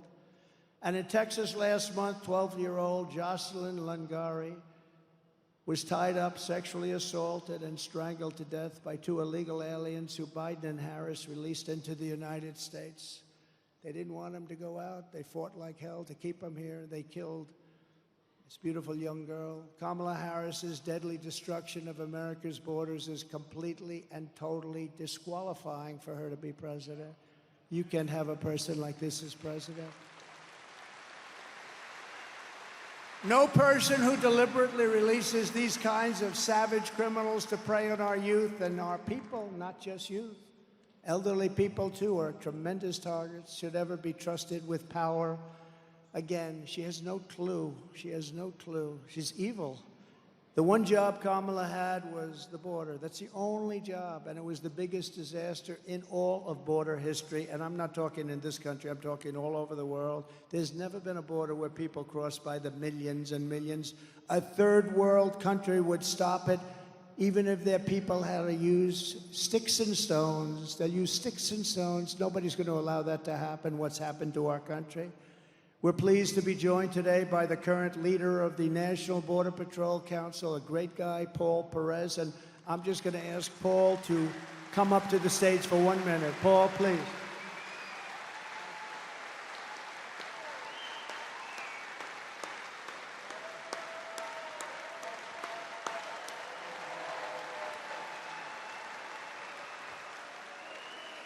So like I said earlier, I worked under 3 Democrats, 2 Republicans. Everybody talked tough on the border. Only one president actually backed it up. That was Donald J. Trump. Joe Biden doesn't care about the border. Border czar Harris doesn't care about the border. Do you guys remember the interview when they asked her if she was going to go to the border, and she laughed about it and said, well, I haven't been to Europe. There's nothing funny about border security. Tell that to the families that have lost loved ones, to the victims of illegal alien crime. President Trump is the only one that has stood with them. I've seen it with my own eyes. He's done it. He's strong on the border. Border czar Harris needs to go.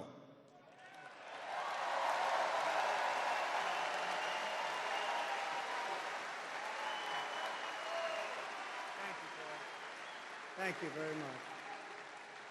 Great people. There are people are, it's so much easier for them to just say, let's do nothing like they were told to do, but they can't do it. They love the country. Brandon Judd, your friend, they love the country, and they want to solve the problem. And by the way, I have a couple of people here, actually many people, Front Row Joes. I want to thank you very much, Front Row Joes. These guys, they've come to over 200 rallies. They were at a rough one 2 weeks ago. I know I saw him sitting up front with a whole group of a lot of Front Row Joes, right?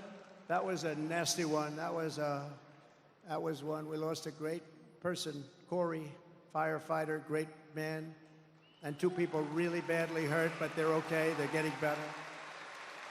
And I saw the whole group. They had like 40 of them, Front Row Joes. And I don't know where they get the money. They must be rich as hell, but they follow us all over the place. And we love you guys. Thank you very much. Thank you very much.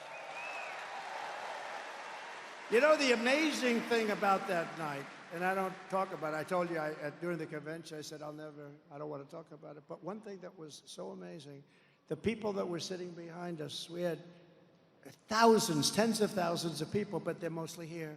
The people behind us, when this incident took place, nobody ran. And crowd control people will tell you when there's a shot fired, and people know a shot. It's much different sound than firecrackers and everything else. Much different. They know, especially the people that we're talking about from that section, they know a shot better than anybody. And a shot was heard, and then another, then another, then another. They saw I was in trouble. I went down. But I grabbed, I looked, I said, wow. But a shot was fired, and when you look at that tape, nobody ran. They saw I was in trouble. This is the most incredible movement. These are the most incredible people. They saw. They were right here.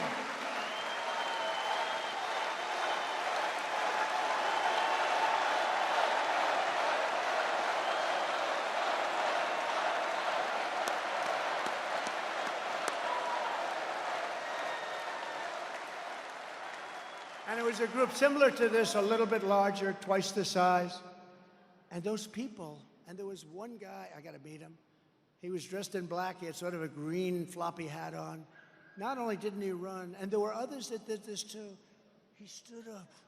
Bullets are going, you just look at him. Did you see him? Does everyone, I mean, you've seen this clip hundreds of times. People call up, they see it hundreds. They just, but look at that guy. He's not afraid. And then he's pointing. There he is.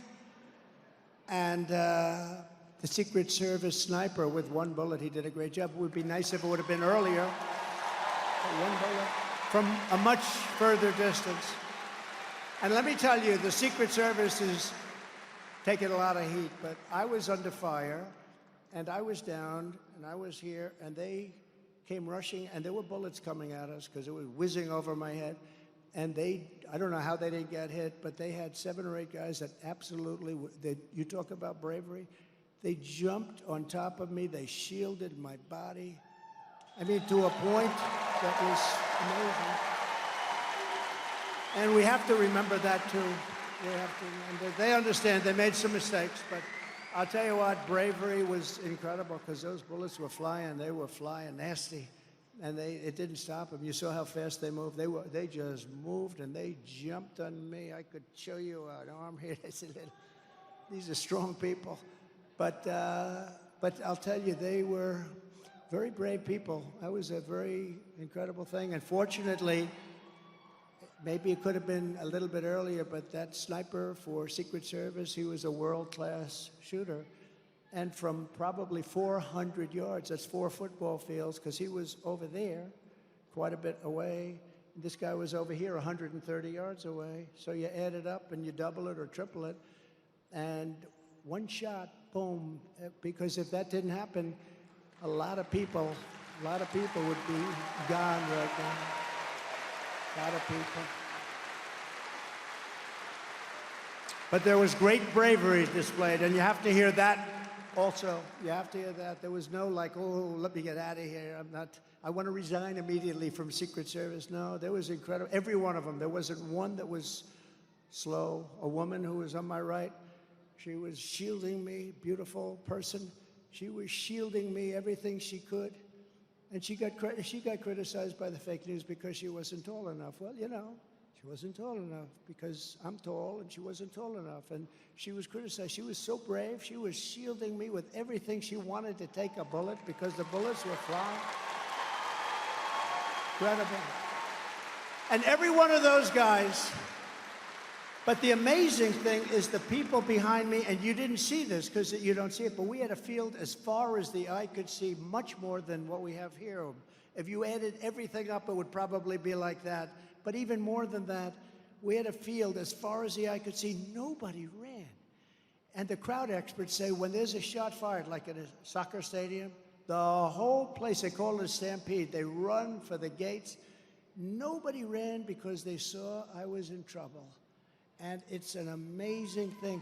I'm telling you, this is a movement the likes of which nobody has ever seen before. And I feel the same way about that. Yeah? Thank you. Those people are great. I just want them to know that. They're all sort of famous now, you know. But it's not, you don't see one person running off that platform. The women, a couple of them ducked, but they got up. They got up, everyone. There's not one person that ran, and some of these guys and some of the women, they stood up in the face of all that noise and all that scary stuff, and with all the blood that they were witnessing, they stood up and they were looking right, because they wanted to help Secret Service and they wanted to help the police. They wanted to find out who that guy was. So I just thank that whole crowd, but those people behind me and the people in front were the exact same thing. You just didn't get to see them. If Baltazar Harris stays in charge, every week we will bring a never-ending stream of illegal alien rapists, bloodthirsty killers, and child predators to go after our sons and daughters. That's what's going to happen. Nothing good is going to happen out of this. If I'm elected, we will immediately deputize the local police and form a massive dragnet to scour the nation for the monsters who are murdering and raping our children, and we will ship them out of our country immediately. And those countries will take them back. You know, under President Obama, they wouldn't take them back. They said, no, sir, we can't do it. They won't take them back. They put planes on the runways. I said, what do you mean planes? They put planes on the runway, so when we fill a plane full of MS-13, we're going to land in Guatemala or Honduras or El Salvador or some country.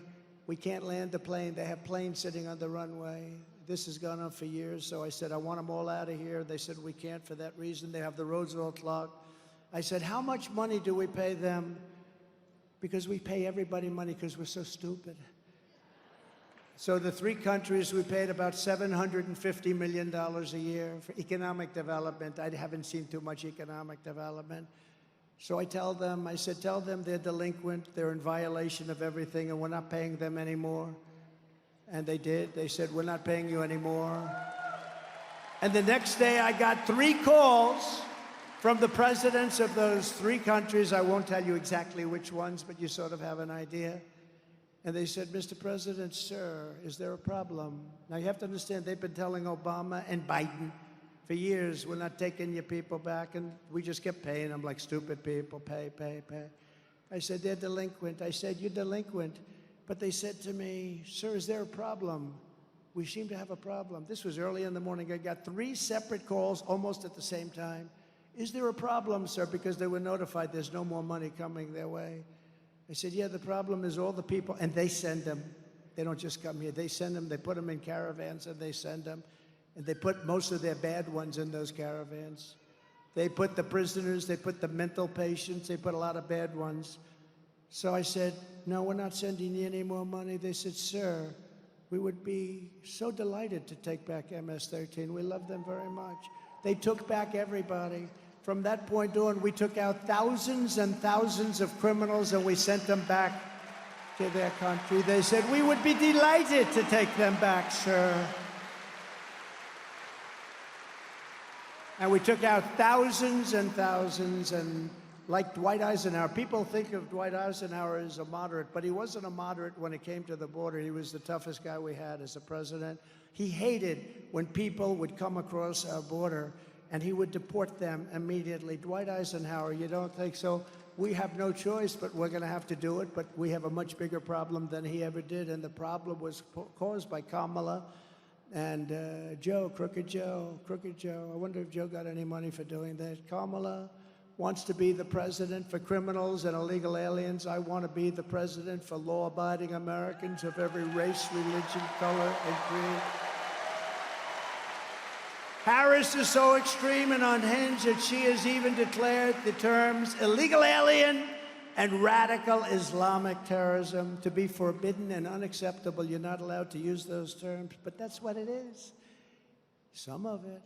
If she's elected, she will flood our country with refugees from Hamas-controlled terrorist epicenter in Gaza, the Gaza Strip. She wants to deposit thousands of jihadist sympathizers in Minnesota. You know that. You already have enough. I mean, how the hell do you have these Congress people elected? Ilhan Omar. No, she went to a speech when I was running.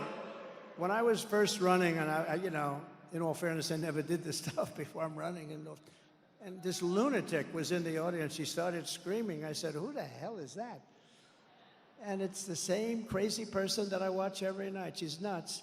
And she gets reelected by not a lot, but she gets reelected. How do you have people like that? I'm telling you, I was making a speech, and we had a lot of people, and she was like there someplace, and she got up and started screaming. I said, that woman is insane. She's crazy. And you know what? She's become like a major voice in Congress. Can you believe it? She's a sick woman, and she's destroying your state. She's hurting our country, and we shouldn't be electing people like that.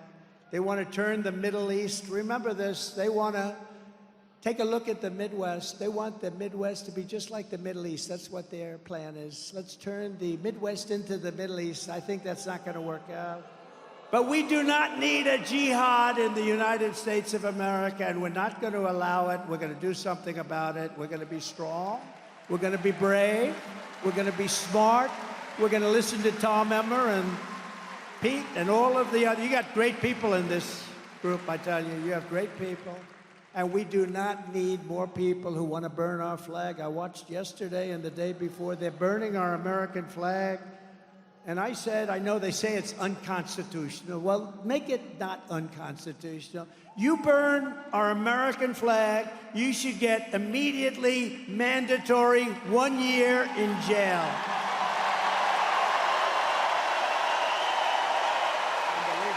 Unbelievable. Go for it. To do it.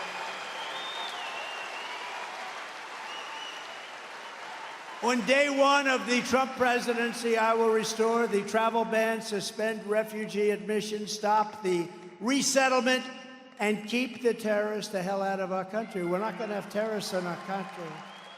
It's no wonder the Democrat Party and their thugs are so desperate to stop us. They know that we are the only ones who can stop them, us. All of their persecution is only happening because I am running for president and leading big in the polls, including in the great state of Minnesota. I saw a poll today where I'm up to. Doesn't mean much, but it means something, right? 1972, Richard Nixon was elected. Can you believe that?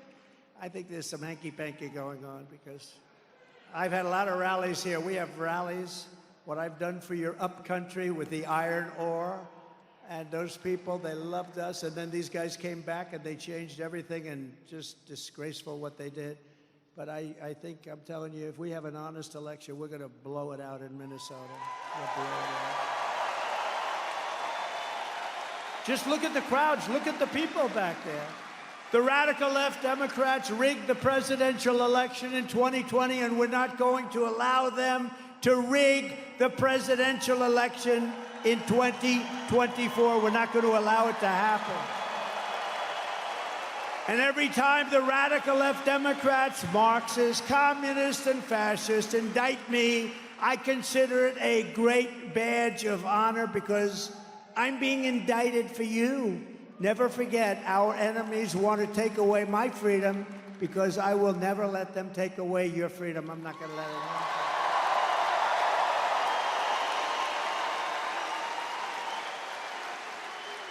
I say this, I got indicted more than Al Capone.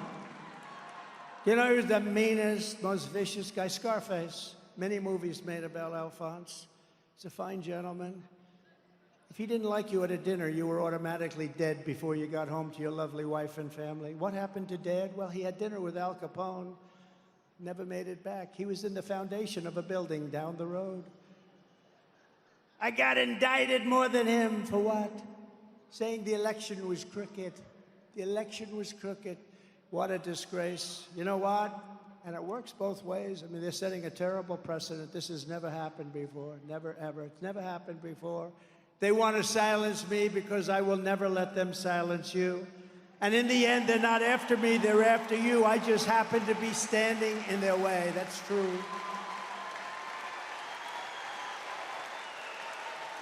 So just in closing, I have to say, because we're really joined by great people, we're pleased to be joined tonight by many fantastic Minnesota patriots, including House Majority Whip. And I can tell you, he's a tough guy and a strong guy. And we've become, I really believe, really good friends, and he's working the state. He's going to give me the biggest surprise on November 5th.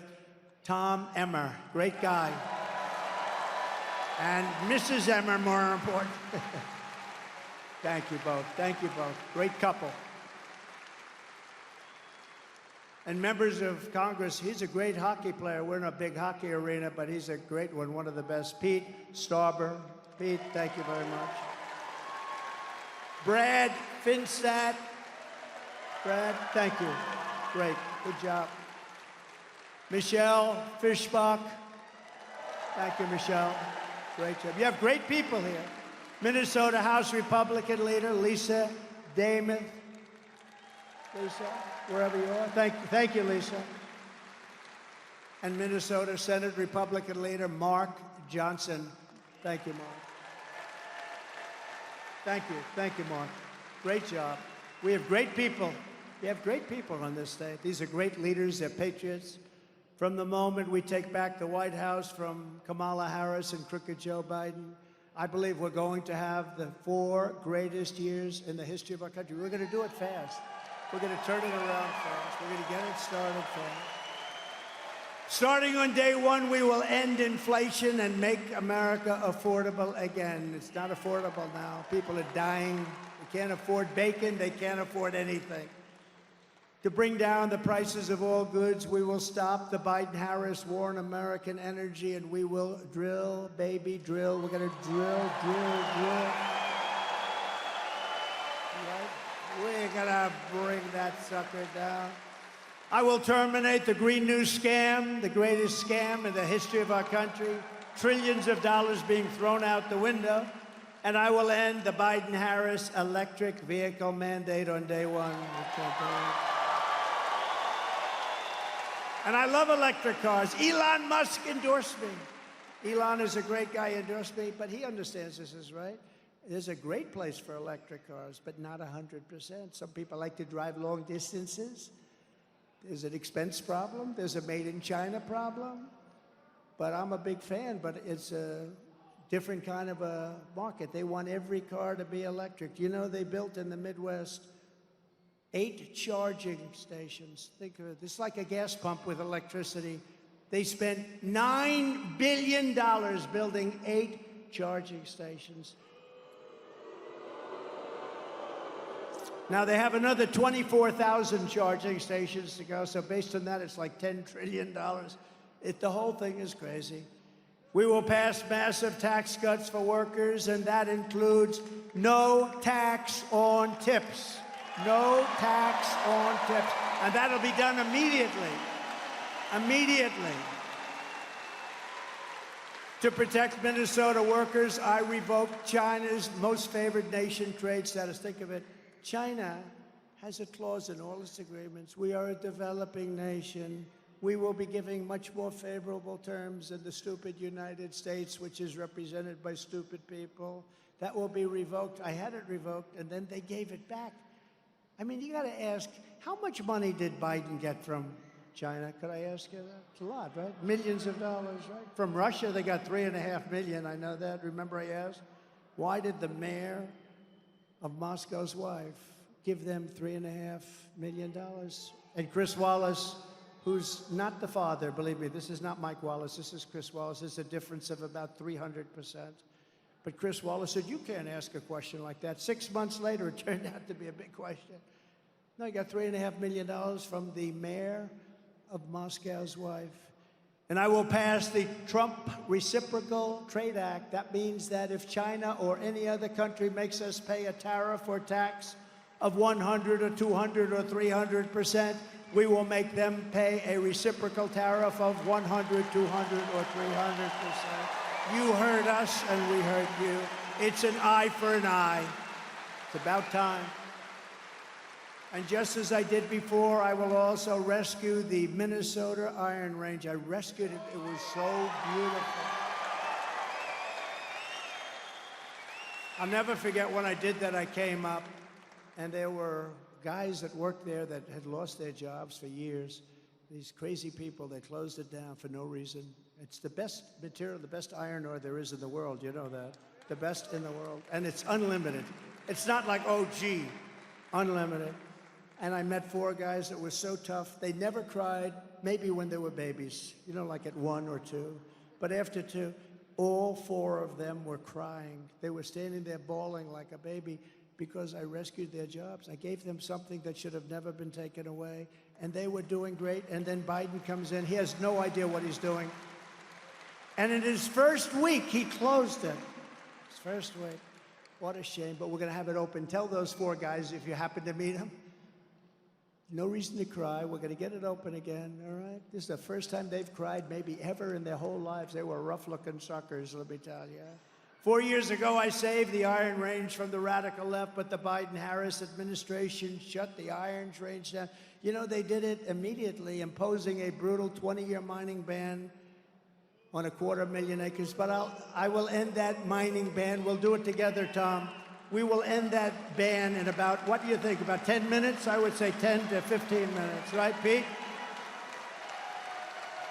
And tonight I pledge to Minnesota miners that when I'm reelected, I will reverse the Biden-Harris attack on your way of life, and we will turn the Iron Range into a mineral powerhouse like never before. That's what it is. It's a minerals powerhouse.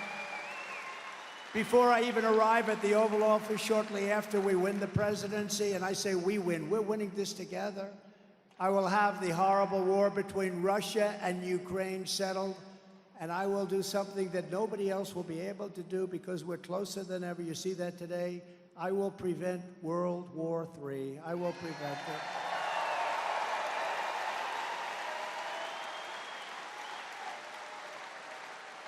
I will restore peace through strength. That's what we had. We didn't have to fight. You know, I knocked out 100% of the ISIS caliphate. Did it in 1 month. It was supposed to take 5 years. We have the greatest military in the world, and they're not woke. Some of the stiffs on top are woke, but nobody cares about them. In my next term, we will build a great Iron Dome missile defense shield over our country, a dome like has never been ever seen before, and it will be entirely made in Minnesota and in the USA. It's going to be fully made in the USA, and Minnesota's got a big piece of it. You know, Israel's got it, and today they had a problem where something happened, but they knocked down, 6 months ago, 300 missiles were knocked down. If they weren't knocked down, it would have been devastation. But they, out of 300, one got through a little bit, it limped through and fell down harmlessly to the ground. But it essentially knocked out all 300. We're going to have something that's even superior. And why shouldn't we have? It's our technology. Why shouldn't we have protection so that we can protect this state and this country? Why shouldn't we? We do it for everybody else. We don't do it for ourselves. America first. I will not cut 1 penny from Social Security or Medicare, and I will not raise the retirement age by 1 day, not by 1 day. And for 4 years, I didn't. For 4 years, you saw that, I didn't. By contrast, Kamala Harris cast a tie-breaking vote to cut Medicare by $237 billion. You didn't know that? A betrayal of American seniors. She betrayed American seniors. She's the one that cast the final vote. We're going to rebuild our cities into beacons of hope and safety and beauty better than they have ever been before. We'll have to work with Democrat governors and mayors in some cases, but we'll work with them. We got to bring back our cities. Our cities are a travesty. We will take over the horribly run capital of our nation in Washington, D.C., and clean it up, renovate it, rebuild it, make it the most beautiful capital of the world, and get rid of the nightmare of murder and crime. It will be a safe city again. On day one, I will sign a new executive order to cut federal funding. We are going to cut federal funding for any school pushing critical race theory, transgender insanity, and other inappropriate racial, sexual, or political content onto the shoulders of our children. And I will not give 1 penny to any school that has a vaccine mandate or a mask mandate.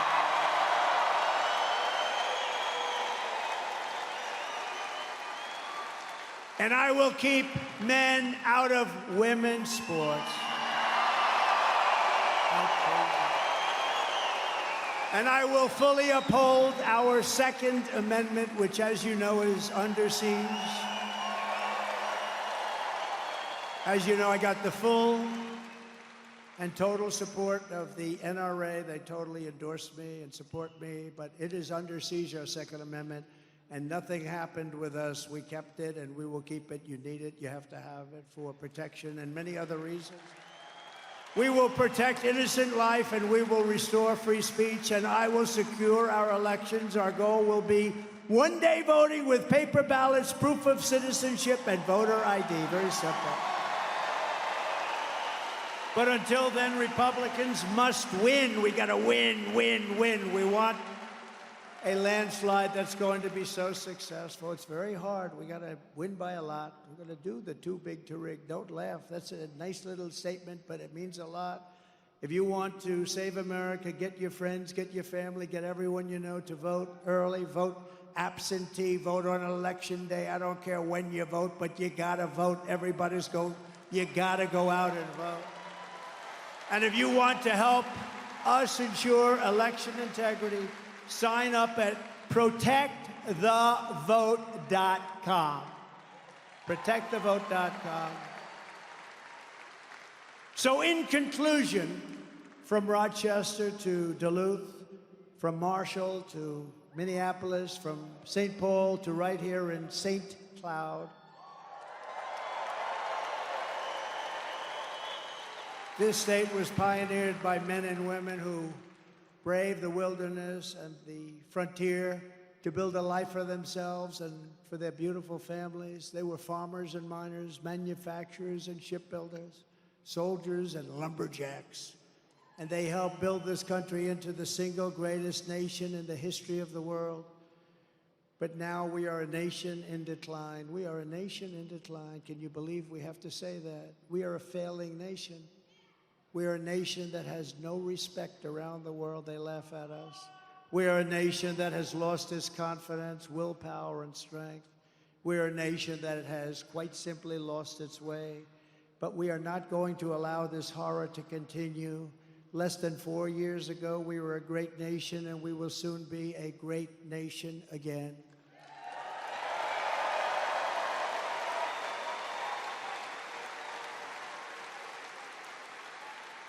With our leadership, every disaster Joe Biden and Kamala Harris have created can be fixed, and it can be fixed very quickly. You will be amazed at how quickly it will be fixed. This country will be put back together very soon. Every problem can be solved, and every wrong can be rectified. By this time next year, America's borders will be strong, sealed, and secure. Inflation will be in full retreat. Our economy will be roaring back. Optimism will be surging.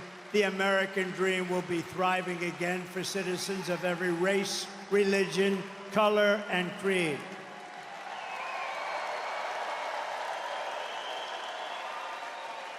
Law and justice will reign all throughout our land. You'll be safe again. You'll be free again. Freedom will be restored. The flame of liberty will be burning bright. Joe Biden and Kamala Harris, the worst administration in the history of our country, will be a fading memory of the past. They will be a fading memory. And our great silent majority, including the once forgotten men and women of our country, will be the ones shaping America's magnificent future when I am the 47th President of the United States of America. Because we are all Americans, and together we will show November 5th to be the most important day in the history of America. We are one movement, one people, one family, and one glorious nation under God. And together we will make America powerful again. We will make America wealthy again. We will make America strong again, strong. We will make America proud again. We will make America safe again. We will make America free again. And we will make America great again. Thank you very much. God bless you. Thank you. Thank you.